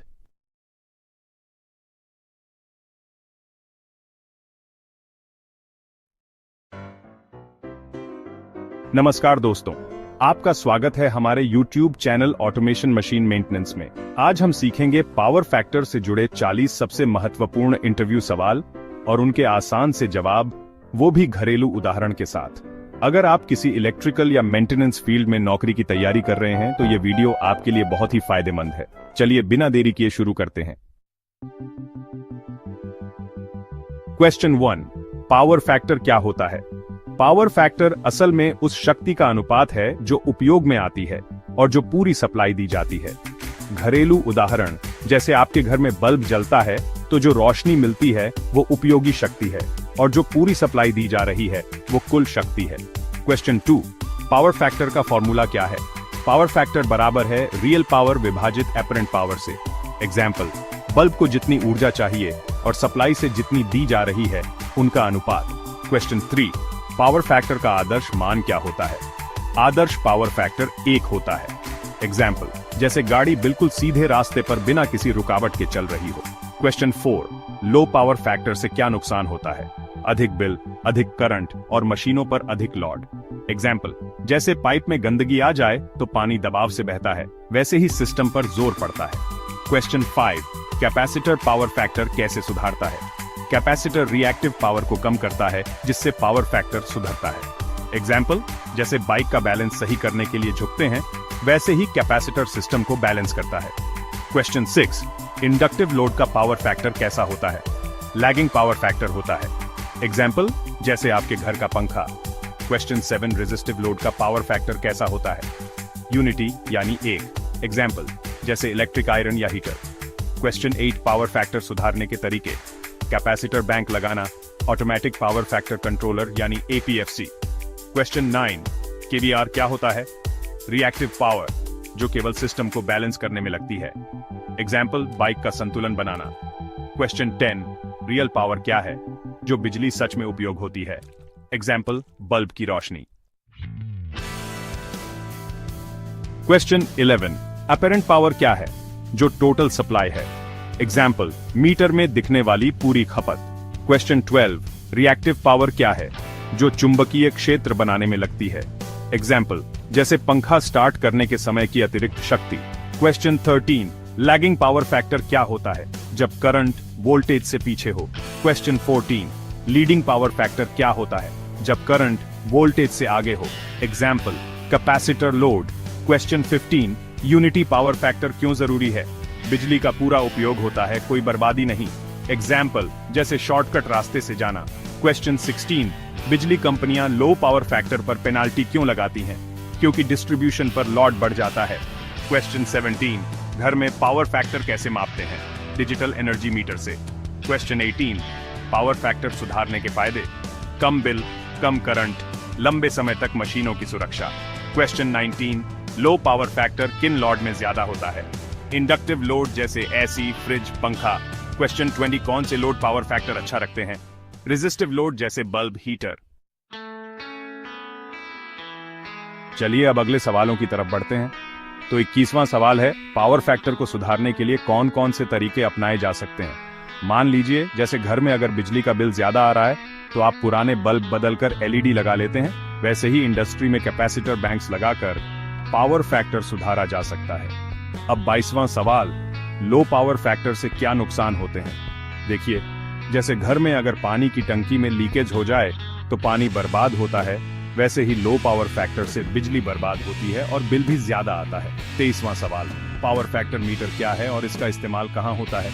जैसे आप घर में मीटर से बिजली की खपत नापते हैं, वैसे ही इंडस्ट्रीज में पावर फैक्टर मीटर से पावर फैक्टर को मापा जाता है। 24वां सवाल, पावर फैक्टर क्यों कम हो जाता है? जैसे घर में पुराने पंखे ज्यादा बिजली खींचते हैं, वैसे ही पुराने या खराब मशीन से पावर फैक्टर कम हो जाता है। 25वां सवाल, पावर फैक्टर को 1 के करीब कैसे लाया जा सकता है? जैसे घर में एनर्जी एफिशिएंट अप्लायंसेस इस्तेमाल करते हैं, वैसे ही कैपेसिटर बैंक्स या सिंक्रोनस कंडेंसर्स लगाकर पावर फैक्टर को 1 के करीब लाया जा सकता है। 26वां सवाल, कैपेसिटर बैंक की रेटिंग कैसे तय की जाती है?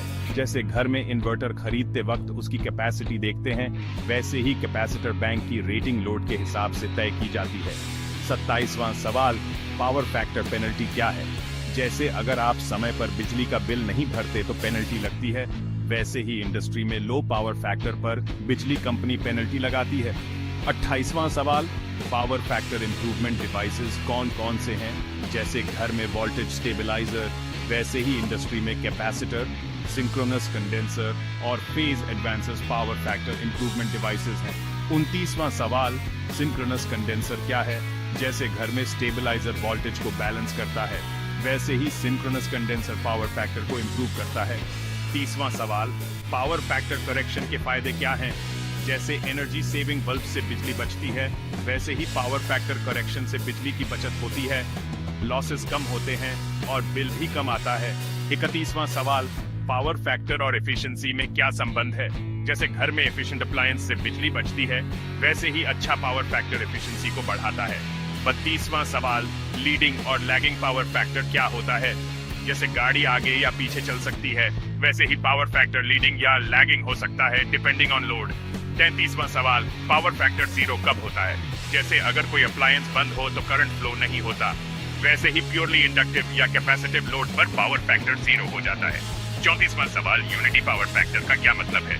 जैसे घर में सब कुछ सही से चले तो कोई नुकसान नहीं, वैसे ही यूनिटी पावर फैक्टर पर कोई वेस्टेज नहीं होता। 35वां सवाल, पावर फैक्टर को कैसे मापा जाता है? जैसे घर में मीटर से यूनिट्स मापते हैं, वैसे ही पावर फैक्टर मीटर से पावर फैक्टर मापा जाता है। 36वां सवाल, लो पावर फैक्टर की वजह से ट्रांसफार्मर पर क्या असर पड़ता है? जैसे अगर पानी की पाइप में जंग लग जाए तो फ्लो कम हो जाता है, वैसे ही ट्रांसफार्मर पर भी लॉसेस बढ़ जाते हैं। 37वां सवाल, पावर फैक्टर करेक्शन के लिए कौन सा डिवाइस सबसे ज्यादा इस्तेमाल होता है? जैसे घर में सबसे ज्यादा बल्ब इस्तेमाल होता है, वैसे ही इंडस्ट्री में कैपेसिटर सबसे कॉमन है। 38वां सवाल, पावर फैक्टर इंप्रूवमेंट से वोल्टेज पर क्या असर पड़ता है? जैसे स्टेबलाइजर से वोल्टेज स्टेबल रहता है, वैसे ही पावर फैक्टर इंप्रूव करने से वोल्टेज भी इंप्रूव होता है। 29वां सवाल, पावर फैक्टर इंप्रूवमेंट से सिस्टम लॉसेस पर क्या असर पड़ता है? जैसे अच्छी पाइप से पानी का लीकेज कम होता है, वैसे ही पावर फैक्टर इंप्रूव करने से लॉसेस कम होते हैं। 40वां सवाल, पावर फैक्टर करेक्शन की कॉस्ट रिकवर कैसे होती है? जैसे एनर्जी सेविंग बल्ब थोड़े महंगे होते हैं लेकिन बिल कम कर देते हैं, वैसे ही पावर फैक्टर करेक्शन डिवाइसेस की कॉस्ट बिजली की बचत से रिकवर हो जाती है। तो दोस्तों, ये थे पावर फैक्टर से जुड़े सवाल 21 से 40 तक आसान घरेलू उदाहरणों के साथ। दोस्तों, उम्मीद है आपको पावर फैक्टर से जुड़े ये 40 job interview questions and answers घरेलू उदाहरण के साथ अच्छे से समझ आए होंगे। अगर आपको यह वीडियो पसंद आया हो तो इसे लाइक, शेयर और चैनल को सब्सक्राइब करना ना भूलें। अगर आप ऐसे ही और वीडियोस देखना चाहते हैं तो कमेंट में जरूर बताइए। धन्यवाद, मिलते हैं अगले वीडियो में।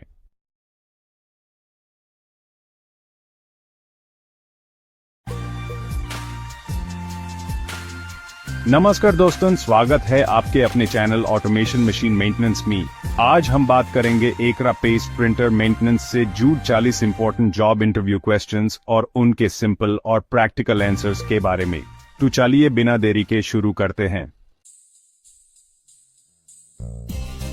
एकरा पास्ट प्रिंटर क्या होता है? एकरा पास्ट प्रिंटर एक एसएमटी मशीन है जो पीसीबी पर सोल्डर पेस्ट अप्लाई करता है, जिसे कंपोनेंट्स पीसीबी पर सही जगह माउंट होते हैं। इस मशीन का बेसिक वर्किंग प्रिंसिपल क्या होता है?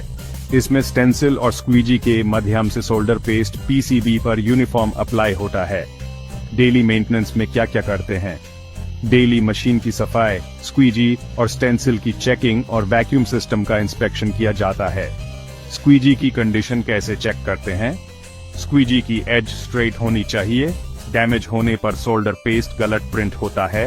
पीसीबी सपोर्ट सिस्टम का मेंटेनेंस कैसे होता है? पीसीबी सपोर्ट पिन्स और वैक्यूम प्लेट को रोज क्लीन करना चाहिए ताकि प्रॉपर अलाइनमेंट हो। स्टेंसिल का मेंटेनेंस कैसे करते हैं? स्टेंसिल को सॉफ्ट क्लॉथ और अप्रूव्ड केमिकल से क्लीन करना चाहिए। स्क्वीजी प्रेशर कितना होना चाहिए? स्क्वीजी प्रेशर हमेशा मैन्युफैक्चरर के स्पेसिफिकेशन के अनुसार सेट करते हैं। क्लीनिंग साइकिल कितने समय में चलानी चाहिए? हर 5 से 10 पीसीबी प्रिंट के बाद क्लीनिंग साइकिल चलानी चाहिए। मशीन अलाइनमेंट कैसे चेक करते हैं? फिड्यूशियल मार्क कैमरा से अलाइनमेंट चेक करते हैं और एक्यूरेसी इंश्योर करते हैं। सोल्डर पेस्ट विस्कोसिटी का क्या इंपॉर्टेंस है? सही विस्कोसिटी सोल्डर पेस्ट के लिए यूनिफॉर्म प्रिंटिंग के लिए बहुत जरूरी है। कॉमन अलार्म्स कौन से होते हैं? Common alarms hand paste low, stencil cleaning required, PCB misalignment, vacuum low. Paste low alarm का solution क्या है? Solder paste chamber में paste add करें और alarm reset करें. Stencil cleaning alarm का क्या मतलब है? Stencil jam हो गया है, cleaning cycle चलानी चाहिए. PCB misalignment का solution क्या है? Alignment fiducial mark से दोबारा check करें और correct करें. Vacuum low alarm कैसे trouble shoot करते हैं? वैक्यूम पंप, होजेस और पीसीबी सपोर्ट की लीकेज चेक करते हैं. स्क्वीजी स्पीड का क्या इफेक्ट होता है? देखिए, जब स्पीड ज्यादा होती है तो पेस्ट स्मीयर हो जाता है और जब स्पीड कम होती है तो पास्ते का डिपॉजिट ज्यादा हो जाता है. स्क्वीजी एंगल कितना होना चाहिए? नॉर्मली एंगल 45 से 7 डिग्री तक होता है, यानी 45 से 60 डिग्री के बीच. ऑटोमेटिक क्लीनिंग सिस्टम में कौन से मोड्स होते हैं? वेट क्लीनिंग, ड्राई क्लीनिंग और वैक्यूम क्लीनिंग मोड्स होते हैं. बस यही मेन मोड्स हैं. विजन सिस्टम का रोल क्या है? विजन सिस्टम अलाइनमेंट सही करने के लिए यूज होता है ताकि सब कुछ बिल्कुल ठीक पोजीशन में हो. सोल्डर पेस्ट स्टोरेज कंडीशन क्या होती है? सोल्डर पेस्ट को 5 से 10 डिग्री सेल्सियस तक स्टोर करना चाहिए, तभी उसकी क्वालिटी बनी रहेगी. स्टेंसिल की लाइफ कितनी होती है? लगभग 50,000 से 1,00,000 प्रिंट्स तक स्टेंसिल यूज हो सकता है, यानी काफी लंबी लाइफ होती है. फिड्यूशियल मार्क रिकॉग्निशन फेल होने का क्या कारण होता है? कैमरा डर्टी, पीसीबी डर्टी या इम्प्रॉपर लाइटिंग होने से जनरली फेल होता है. मशीन सॉफ्टवेयर का बैकअप कब लेना चाहिए? मंथली या मेंटेनेंस के बाद सॉफ्टवेयर का बैकअप लेना चाहिए. यह जरूरी है. कन्वेयर बेल्ट अलाइनमेंट कैसे चेक करते हैं? बस देखते हैं कि पीसीबी स्मूथली ट्रांसफर हो रहा है या नहीं. इसी से पता चल जाता है. पीसीबी वॉरपेज का इफेक्ट क्या होता है? पीसीबी बेंड होने से पेस्ट प्रिंटिंग सही नहीं होती, तो वॉरपेज अवॉइड करना बहुत इंपॉर्टेंट है. सोल्डर पेस्ट को यूज से पहले कितनी देर रूम टेम्परेचर में रखते हैं? चलिए, इसका जवाब है 4 से 6 घंटे रूम टेम्परेचर में रखना चाहिए. जॉब चेंज के समय क्या प्रिकॉशंस लेने चाहिए? इस समय स्टेंसिल चेंज, स्क्वीजी क्लीनिंग और प्रोग्राम लोड सही से करना चाहिए. पेस्ट ड्राइंग इश्यू का सोल्यूशन क्या है? पेस्ट की लिड बैंड करें और प्रिंटिंग स्पीड कंट्रोल करें. पीसीबी सेंसर फेलियर का सोल्यूशन क्या है? सेंसर को क्लीन करें, अलाइनमेंट चेक करें और वायरिंग इंस्पेक्ट करें. स्क्वीजी होल्डर का मेंटेनेंस कैसे करते हैं? डेली क्लीन करें और वीकली अलाइनमेंट चेक करें. बस इतना ही काफी है. स्टेंसिल फ्रेम डैमेज कैसे डिटेक्ट करते हैं? फ्रेम बेंड या क्रैक होने पर स्टेंसिल रिप्लेस करते हैं. प्रिवेंटिव मेंटेनेंस स्केड्यूल क्या होता है? डेली, वीकली और मंथली प्रिवेंटिव मेंटेनेंस प्लान बनाना चाहिए. मशीन लुब्रिकेशन किस पार्ट में करते हैं? गाइड रेल्स, लीड स्क्रू और कन्वेयर बेल्ट लुब्रिकेट करते हैं. विजन कैमरा फोकस कैसे सेट करते हैं? ऑटोमेटिक या मैनुअल फोकस से क्लियर इमेज सेट करते हैं. क्लीनिंग सॉल्वेंट कौन सा यूज करते हैं? Alcohol based the manufacturer recommended solvent high use करते हैं. मशीन की प्रिंटिंग एक्यूरेसी कितनी होती है? प्लस माइनस 12.5 माइक्रोन्स तक एक्यूरेसी होती है. स्क्वीजी ब्लेड कब रिप्लेस करते हैं? डैमेज या अनइवन एज होने पर ब्लेड रिप्लेस करते हैं. पीसीबी क्लैंपिंग सिस्टम का मेंटेनेंस क्या है? क्लैंप की सफाई और फ्री मूवमेंट इंश्योर करते हैं. कॉमन मैकेनिकल फॉल्ट क्या होता है? बेल्ट स्लिप, स्क्वीजी मिसअलाइनमेंट और PCB transfer problem. Emergency stop का फंक्शन क्या है?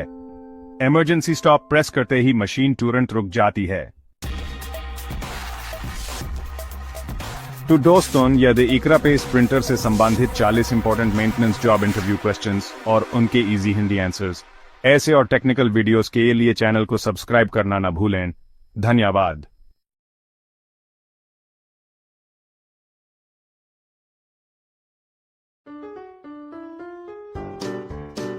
तो सवाल आता है, Juki pick and place machine क्या होती है? इसका जवाब है कि Juki pick and place machine SMT यानी सरफेस माउंट टेक्नोलॉजी लाइन में उपयोग होती है. ये मशीन PCB मतलब प्रिंटेड सर्किट बोर्ड पर कंपोनेंट्स को तेजी और सटीकता से उठाकर सही जगह पर रखती है. अब बात करते हैं जूकी पिक एंड प्लेस मशीन के मुख्य भागों की. तो सवाल है, इसके मुख्य भाग कौन कौन से हैं? इसका उत्तर है कि इसके मुख्य भाग हैं feeder, nozzle, head unit, conveyor system, vision camera और कंट्रोलर पैनल। अगला सवाल है, पिक एंड प्लेस मशीन में सबसे ज्यादा मेंटेनेंस किस पार्ट का होता है? इसका उत्तर है कि नोजल, फीडर और वैक्यूम सिस्टम का सबसे ज्यादा मेंटेनेंस होता है, क्योंकि ये लगातार मूविंग और पिकिंग में रहते हैं। और अब जानते हैं नोजल का मेंटेनेंस कैसे करते हैं। तो इसका उत्तर है कि नोजल को नियमित रूप से साफ करना चाहिए। अगर कोई ब्लॉकेज हो तो उसे कंप्रेस्ड एयर से साफ करें, और यदि नोजल में कोई डैमेज हो तो उसे तुरंत बदल देना चाहिए। तो सवाल है कि फीडर में सबसे ज्यादा समस्या क्यों आती है? देखिए, फीडर में समस्या डस्ट, मिसअलाइनमेंट और इम्प्रॉपर लोडिंग की वजह से आती है। अब फीडर का मेंटेनेंस कैसे करते हैं? फीडर को साफ और लुब्रिकेट रखें, फीडर बेल्ट और स्प्रिंग की जांच करें, और हां, फीडर को सही तरीके से कैलिब्रेट भी करें। विजन कैमरा का क्या मेंटेनेंस करना चाहिए? विजन कैमरा का लेंस साफ रखें, alignment time to time verify करें। अगर पिकअप एरर आ रहे हैं तो कैमरा की फोकस और कैलिब्रेशन चेक करें। तो सवाल यह है कि वैक्यूम प्रेशर क्यों महत्वपूर्ण है? देखिए, अगर वैक्यूम सही ना हो तो कंपोनेंट पिकअप फेल हो जाता है, जिससे प्रोडक्शन रुक जाता है। अब बात करते हैं कि वैक्यूम लीकेज को कैसे डिटेक्ट करें। सबसे पहले वैक्यूम प्रेशर गेज चेक करें, फिर पाइप जॉइंट्स और नोजल कनेक्शन को साबुन के पानी से चेक करें। अगर बुलबुले बनते हैं तो समझ जाइए लीकेज है।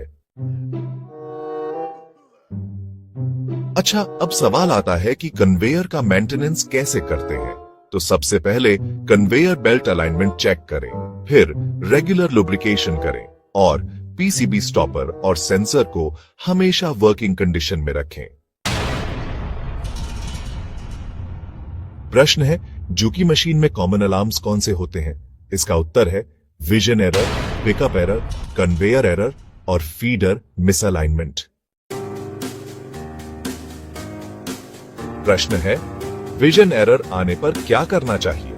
इसका उत्तर है सबसे पहले लेंस साफ करें, फिर कैमरा कैलिब्रेशन करें और लाइटिंग सिस्टम को भी चेक करें। प्रश्न है, पिकअप एरर के समाधान क्या है? उत्तर में नोजल ब्लॉक तो नहीं है, चेक करें। वैक्यूम प्रेशर सही है या नहीं देखें, और फीडर पोजीशन सही है या नहीं चेक करें। प्रश्न है, प्रिवेंटिव मेंटेनेंस कितनी बार करना चाहिए? इसका उत्तर है डेली नोजल और फीडर की क्लीनिंग करें, वीकली कन्वेयर अलाइनमेंट और वैक्यूम लाइन की चेकिंग करें, मंथली कैमरा कैलिब्रेशन और लुब्रिकेशन करें। तो सवाल है, फीडर का कैलिब्रेशन क्यों जरूरी है? इसका जवाब है कि कंपोनेंट पिकअप की एक्यूरेसी सही रखने के लिए फीडर का कैलिब्रेशन जरूरी होता है। अब अगला सवाल, मशीन सॉफ्टवेयर अपडेट क्यों जरूरी होता है? सॉफ्टवेयर अपडेट से मशीन की स्पीड, एक्यूरेसी और नए फीचर्स इंप्रूव होते हैं। सवाल उठता है, मशीन एरर लॉग का क्या उपयोग है? एरर लॉग से हम मशीन में रिकरिंग फॉल्ट्स को पहचान सकते हैं और रूट कॉज एनालिसिस कर सकते हैं। इसी तरह नोजल मैपिंग क्यों किया जाता है? नोजल मैपिंग से पता चलता है कि कौन सी नोजल सही सक्शन कर रही है और कौन सी नहीं। इससे नोजल फेलियर को रोका जा सकता है। अब सवाल है, जुकी मशीन में फीडर कैसे लोड करना चाहिए? फीडर को प्रॉपर अलाइनमेंट में लोड करें, कंपोनेंट टेप सही टेंशन में हो, फीडर क्लैंप को सही से लॉक करें। नमस्कार दोस्तों, स्वागत है आपका हमारे YouTube channel automation machine maintenance में। आज हम Juki pick and place machine maintenance से जुड़े और भी महत्वपूर्ण इंटरव्यू सवाल और उनके आसान हिंदी में जवाब जानेंगे। यह पार्ट 2 है। क्वेश्चन 1, जुकी मशीन में फीडर कौन कौन से टाइप के होते हैं? टेप फीडर, ट्रे फीडर और stick feeder. Question 2, feeder change करने से पहले क्या सेफ्टी प्रिकॉशन लेना चाहिए? मशीन को पॉज या स्टॉप करना चाहिए और ESD प्रोटेक्शन पहनना चाहिए। Question 3, pick and place machine में हेड यूनिट का क्या काम है? हेड यूनिट नोजल को पकड़कर कंपोनेंट को पिकअप और प्लेस करने का काम करता है। क्वेश्चन 4, PCB कन्वेयर सेंसर का क्या काम है? PCB की सही पोजीशन और प्रेजेंस को डिटेक्ट करना। तो सवाल नंबर 5 है, कन्वेयर सेंसर खराब होने पर क्या समस्या आती है? देखिए, जब सेंसर खराब होता है तो PCB लोडिंग और अनलोडिंग में एरर आता है और मशीन अलार्म देने लगती है। कंपोनेंट प्लेसमेंट एक्यूरेसी को आखिर मेंटेन कैसे किया जाता है? इसका जवाब है proper vision calibration, head alignment और वैक्यूम सक्शन सही रखकर। अब सवाल नंबर 7, कंपोनेंट शिफ्ट या मिसप्लेसमेंट के कारण क्या हो सकते हैं? इसके लिए फीडर मिसअलाइनमेंट, नोजल ब्लॉकेज या हेड कैलिब्रेशन एरर जिम्मेदार हो सकते हैं। तो सवाल नंबर 9, नोजल सक्शन टेस्ट क्यों किया जाता है? इसका जवाब है यह चेक करने के लिए कि नोजल में वैक्यूम सक्शन सही है या नहीं। अब सवाल नंबर 10, मशीन के लुब्रिकेशन पॉइंट्स कौन से होते हैं? देखिए, ये होते हैं X axis, Y axis, Z axis linear guide, head unit और कन्वेयर बेल्ट। सवाल number 11, preventive maintenance log sheet क्यों जरूरी है? इसका सीधा सा जवाब है मेंटेनेंस हिस्ट्री ट्रैक करने और फ्यूचर ब्रेकडाउन से बचने के लिए। हेड यूनिट कैलिब्रेशन कितनी बार करनी चाहिए? कम से कम हर महीने या जब भी कंपोनेंट प्लेसमेंट में एक्यूरेसी प्रॉब्लम आए तभी करनी चाहिए। अब सवाल नंबर 13, फीडर पिच क्या होता है? इसका मतलब है कंपोनेंट टेप में कंपोनेंट्स के बीच की दूरी। टेप फीडर लोडिंग में कॉमन मिस्टेक क्या होती है? देखिए, अक्सर टेप टेंशन लूज होना या फीडर ठीक से लॉक न करना, यही सबसे आम गलती होती है। जूकी मशीन में हेड क्रैश क्यों होता है? आमतौर पर यह जी एक्सिस हाइट गलत होने या फिर PCB थिकनेस गलत सेट करने के कारण होता है। क्वेश्चन 16, हेड क्रैश से कैसे बचा जा सकता है? जी एक्सिस लिमिट सेट करना और PCB हाइट सही एंटर करना बहुत जरूरी है।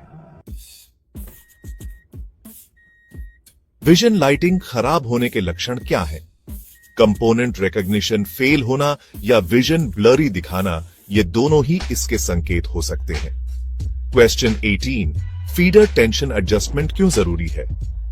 फीडर टेप का सही खिंचाव बनाए रखने के लिए, ताकि पिकअप मिस न हो, ये एडजस्टमेंट जरूरी है। फीडर की लाइफ इंक्रीज कैसे कर सकते हैं? प्रॉपर क्लीनिंग, रेगुलर लुब्रिकेशन और करेक्ट हैंडलिंग से फीडर की लाइफ काफी बढ़ाई जा सकती है। क्वेश्चन 20, मशीन सॉफ्टवेयर में फीडर मैपिंग क्या होती है? किस फीडर में कौन सा कंपोनेंट लोडेड है, उसकी पूरी सॉफ्टवेयर लिस्ट फीडर मैपिंग कहलाती है। दोस्तों, ये थे Juki pick and place machine maintenance के और 20 जरूरी इंटरव्यू सवाल और उनके आसान जवाब। अगर आपको ये वीडियो अच्छा लगा हो तो लाइक करें, शेयर करें और चैनल को सब्सक्राइब जरूर करें। मिलते हैं अगले वीडियो में। धन्यवाद।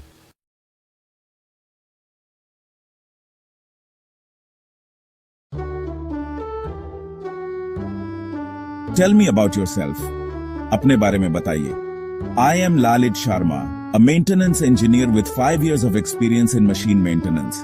मैं लालित शर्मा हूं, मशीन मेंटेनेंस में 5 साल का अनुभव रखता हूं। Why do you want to work in this company?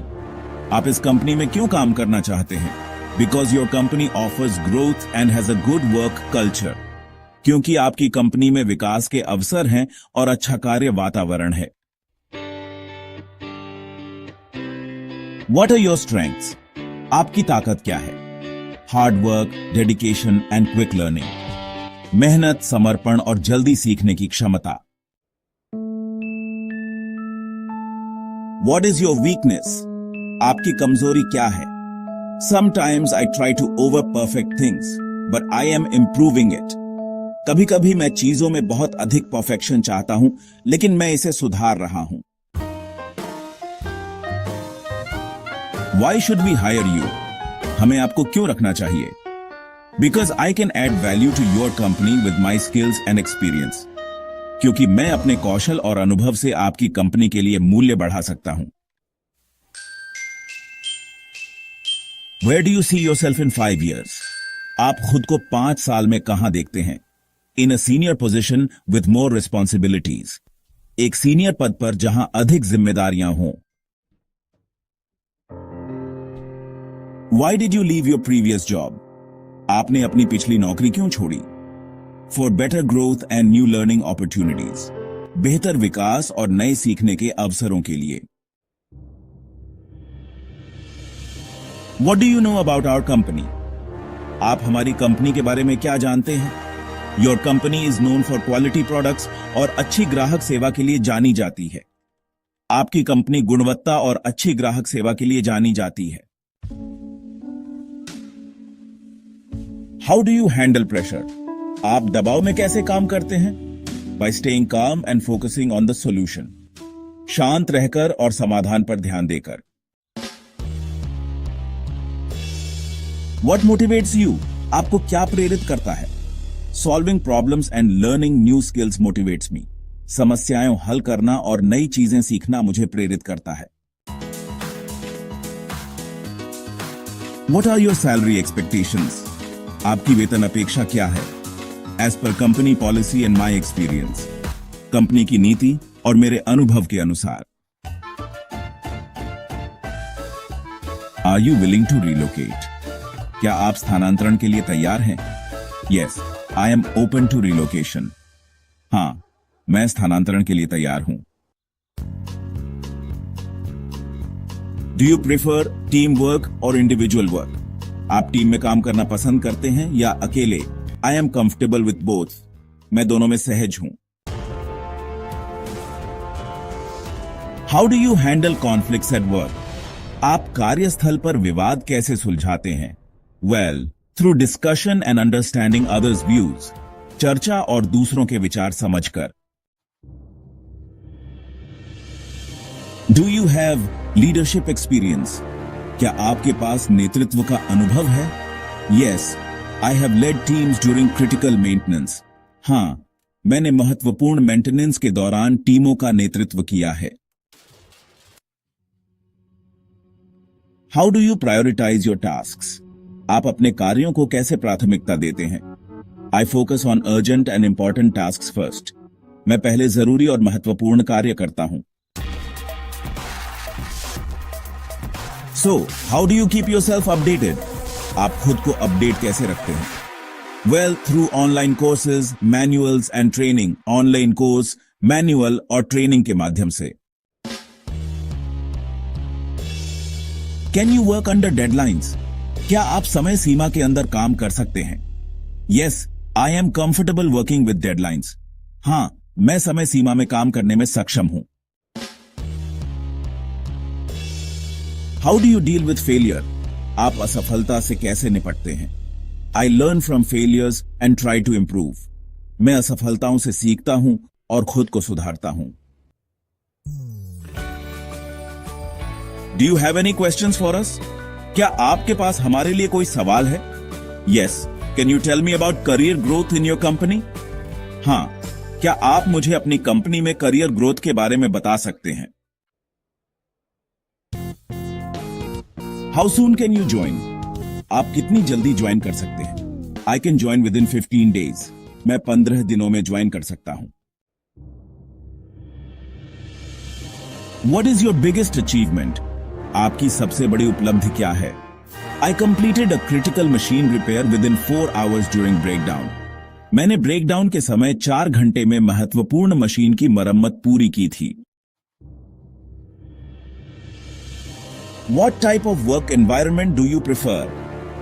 आप किस प्रकार का कार्य वातावरण पसंद करते हैं? I prefer a positive and learning environment. मैं सकारात्मक और सीखने वाला वातावरण पसंद करता हूं। What is your biggest mistake and what did you learn? आपकी सबसे बड़ी गलती क्या थी और आपने क्या सीखा?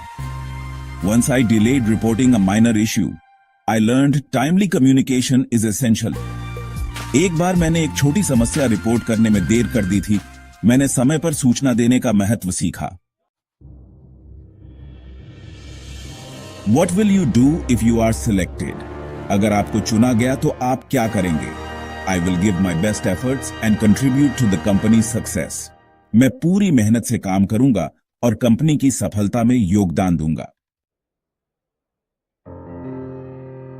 How do you manage stress? आप तनाव कैसे संभालते हैं? I manage stress by planning and taking short breaks. मैं तनाव को योजना बनाकर और छोटे छोटे ब्रेक लेकर संभालता हूं। Are you applying to other companies? क्या आप अन्य कंपनियों में भी आवेदन कर रहे हैं? Yes, but this is my first preference. हाँ, लेकिन यह मेरी पहली पसंद है। Describe a time when you solved a problem. ऐसा समय बताइए जब आपने कोई समस्या सुलझाई हो। I quickly fixed a production machine, which saved a lot of downtime. मैंने एक प्रोडक्शन मशीन को तुरंत ठीक किया, जिससे काफी डाउन टाइम बचा।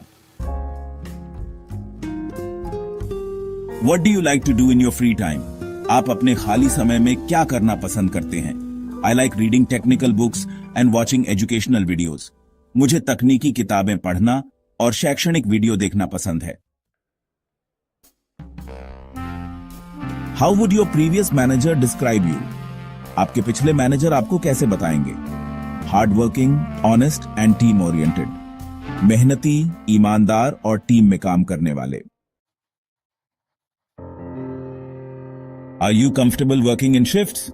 क्या आप शिफ्ट में काम करने में सहज हैं? Yes, I am comfortable with shift work. हाँ, मैं शिफ्ट में काम करने में सहज हूं। What do you know about our products? आप हमारे प्रोडक्ट्स के बारे में क्या जानते हैं? I know your company makes high quality maintenance and automation products. मैं जानता हूं आपकी कंपनी उच्च गुणवत्ता वाले मेंटेनेंस और ऑटोमेशन प्रोडक्ट्स बनाती है। What challenges are you expecting in this role? आप इस भूमिका में कौन सी चुनौतियां देख रहे हैं? Fast troubleshooting and meeting deadlines will be key challenges. तेजी से ट्रबल शूटिंग और समय सीमा पूरी करना प्रमुख चुनौतियां होंगी। What are your hobbies? आपके शौक क्या हैं? Reading, traveling and exploring new technologies. पढ़ना, घूमना और नई तकनीकों को जानना। What if you disagree with your manager? अगर आप अपने मैनेजर से असहमत हों तो क्या करेंगे? I will politely share my opinion and understand their perspective. मैं विनम्रता से अपनी राय साझा करूंगा और उनके दृष्टिकोण को समझने की कोशिश करूंगा। How do you handle multiple tasks? आप कई कार्य एक साथ कैसे संभालते हैं? By proper planning and time management. सही योजना और समय प्रबंधन से। What is more important, quality or quantity? आपके अनुसार क्या ज्यादा महत्वपूर्ण है, गुणवत्ता या मात्रा? Quality is more important because it ensures customer satisfaction. गुणवत्ता ज्यादा महत्वपूर्ण है क्योंकि यह ग्राहक संतोष सुनिश्चित करती है। How do you stay organized? आप अपने कार्यों को व्यवस्थित कैसे रखते हैं? By using task lists and following daily schedules. Task list और दैनिक शेड्यूल का पालन करके। What is your biggest professional goal? आपका सबसे बड़ा पेशेवर लक्ष्य क्या है? To become an expert in industrial maintenance and lead large teams. Industrial maintenance में विशेषज्ञ बनना और बड़ी टीम का नेतृत्व करना। Why do you want to leave your current company? आप अपनी वर्तमान कंपनी क्यों छोड़ना चाहते हैं?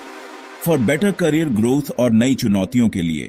बेहतर करियर ग्रोथ, और नई चुनौतियों के लिए।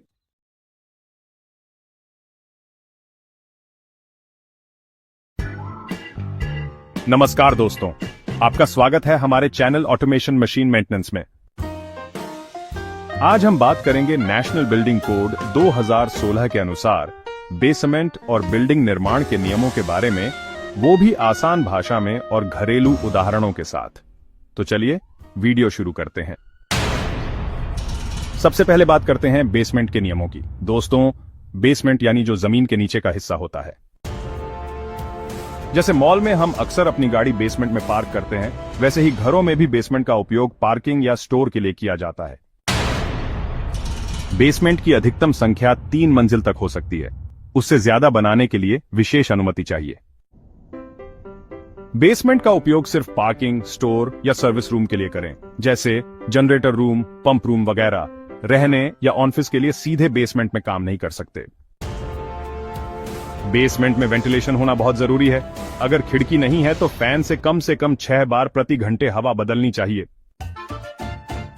बेसमेंट में कम से कम 2 सीढ़ियां होनी चाहिए, ताकि अगर आग लगे तो जल्दी बाहर निकला जा सके। जैसे बड़े मॉल में 2 सीढ़ियां, एक आगे और एक इमरजेंसी के लिए पीछे होती हैं। बेसमेंट में रैंप यानी स्लोप 1:10 होना चाहिए, ताकि गाड़ी आसानी से अंदर जा सके। मतलब अगर ऊंचाई 1 मीटर है तो रैंप की लंबाई 10 मीटर होनी चाहिए। बेसमेंट की कम से कम ऊंचाई 2.4 मीटर होनी चाहिए, ताकि लोग आराम से चल सकें और गाड़ियां भी आसानी से आ जा सकें। अब बात करते हैं बिल्डिंग के निर्माण से जुड़े नियमों की। हर बिल्डिंग को प्लॉट की बाउंड्री से कुछ दूरी पर बनाना जरूरी है। उसे हम कहते हैं सेटबैक। जैसे अगर आप 100 गज के प्लॉट में मकान बना रहे हैं तो आपको सामने से कम 1.5 मीटर खुला छोड़ना होगा। बिल्डिंग की ऊंचाई स्थानीय नियमों के अनुसार तय होती है। अगर बिल्डिंग 15 मीटर से ऊंची है तो उसे हाई राइज कहा जाता है और फायर विभाग से एनओसी लेना जरूरी होता है। बिल्डिंग को भूकंप और हवा के दबाव को सहने के हिसाब से मजबूत बनाना चाहिए। जैसे IS 456 और IS 875 कोड के अनुसार निर्माण करना अनिवार्य है। अगर बिल्डिंग बड़ी है तो उसमें कम से कम 2 सीढ़ियां होनी चाहिए, एक सामने और एक आपातकाल के लिए। हर बिल्डिंग में fire detector, fire alarm, sprinkler system और फायर हाइड्रेंट जरूरी है। जैसे मॉल या ऑफिस में हर जगह फायर अलार्म और पानी की पाइप लगी होती है। अगर बिल्डिंग 15 मीटर से ज्यादा ऊंची है तो उसमें फायरमैन लिफ्ट भी लगानी होती है। बिल्डिंग में उचित पार्किंग की व्यवस्था होनी चाहिए। जैसे 2 BHK के लिए एक गाड़ी की पार्किंग जरूरी होती है। बिल्डिंग में विकलांग लोगों के लिए रैंप और लिफ्ट का प्रावधान भी जरूरी है। जैसे हॉस्पिटल में व्हीलचेयर रैंप हमेशा होता है। हर कमरे में पर्याप्त खिड़की होनी चाहिए। कम से कम कमरे के फ्लोर एरिया का 10% खिड़की में होना चाहिए। जैसे अगर आपका कमरा 100 स्क्वायर फीट है तो खिड़की कम से कम 10 स्क्वायर फीट की होनी चाहिए। हर बिल्डिंग में पर्यावरण के अनुकूल सुविधाएं जैसे वाटर हार्वेस्टिंग, सोलर पैनल और वेस्ट मैनेजमेंट सिस्टम लगाने की सलाह दी जाती है। तो दोस्तों, आज के वीडियो में हमने सीखा कि बेसमेंट और बिल्डिंग बनाने के क्या जरूरी नियम होते हैं। अगर आप बिल्डिंग बना रहे हैं तो ये नियम ध्यान में रखना बहुत जरूरी है। अगर आपको वीडियो पसंद आया हो तो लाइक करें, शेयर करें और चैनल को सब्सक्राइब करना ना भूलें। मिलते हैं अगले वीडियो में, तब तक के लिए धन्यवाद।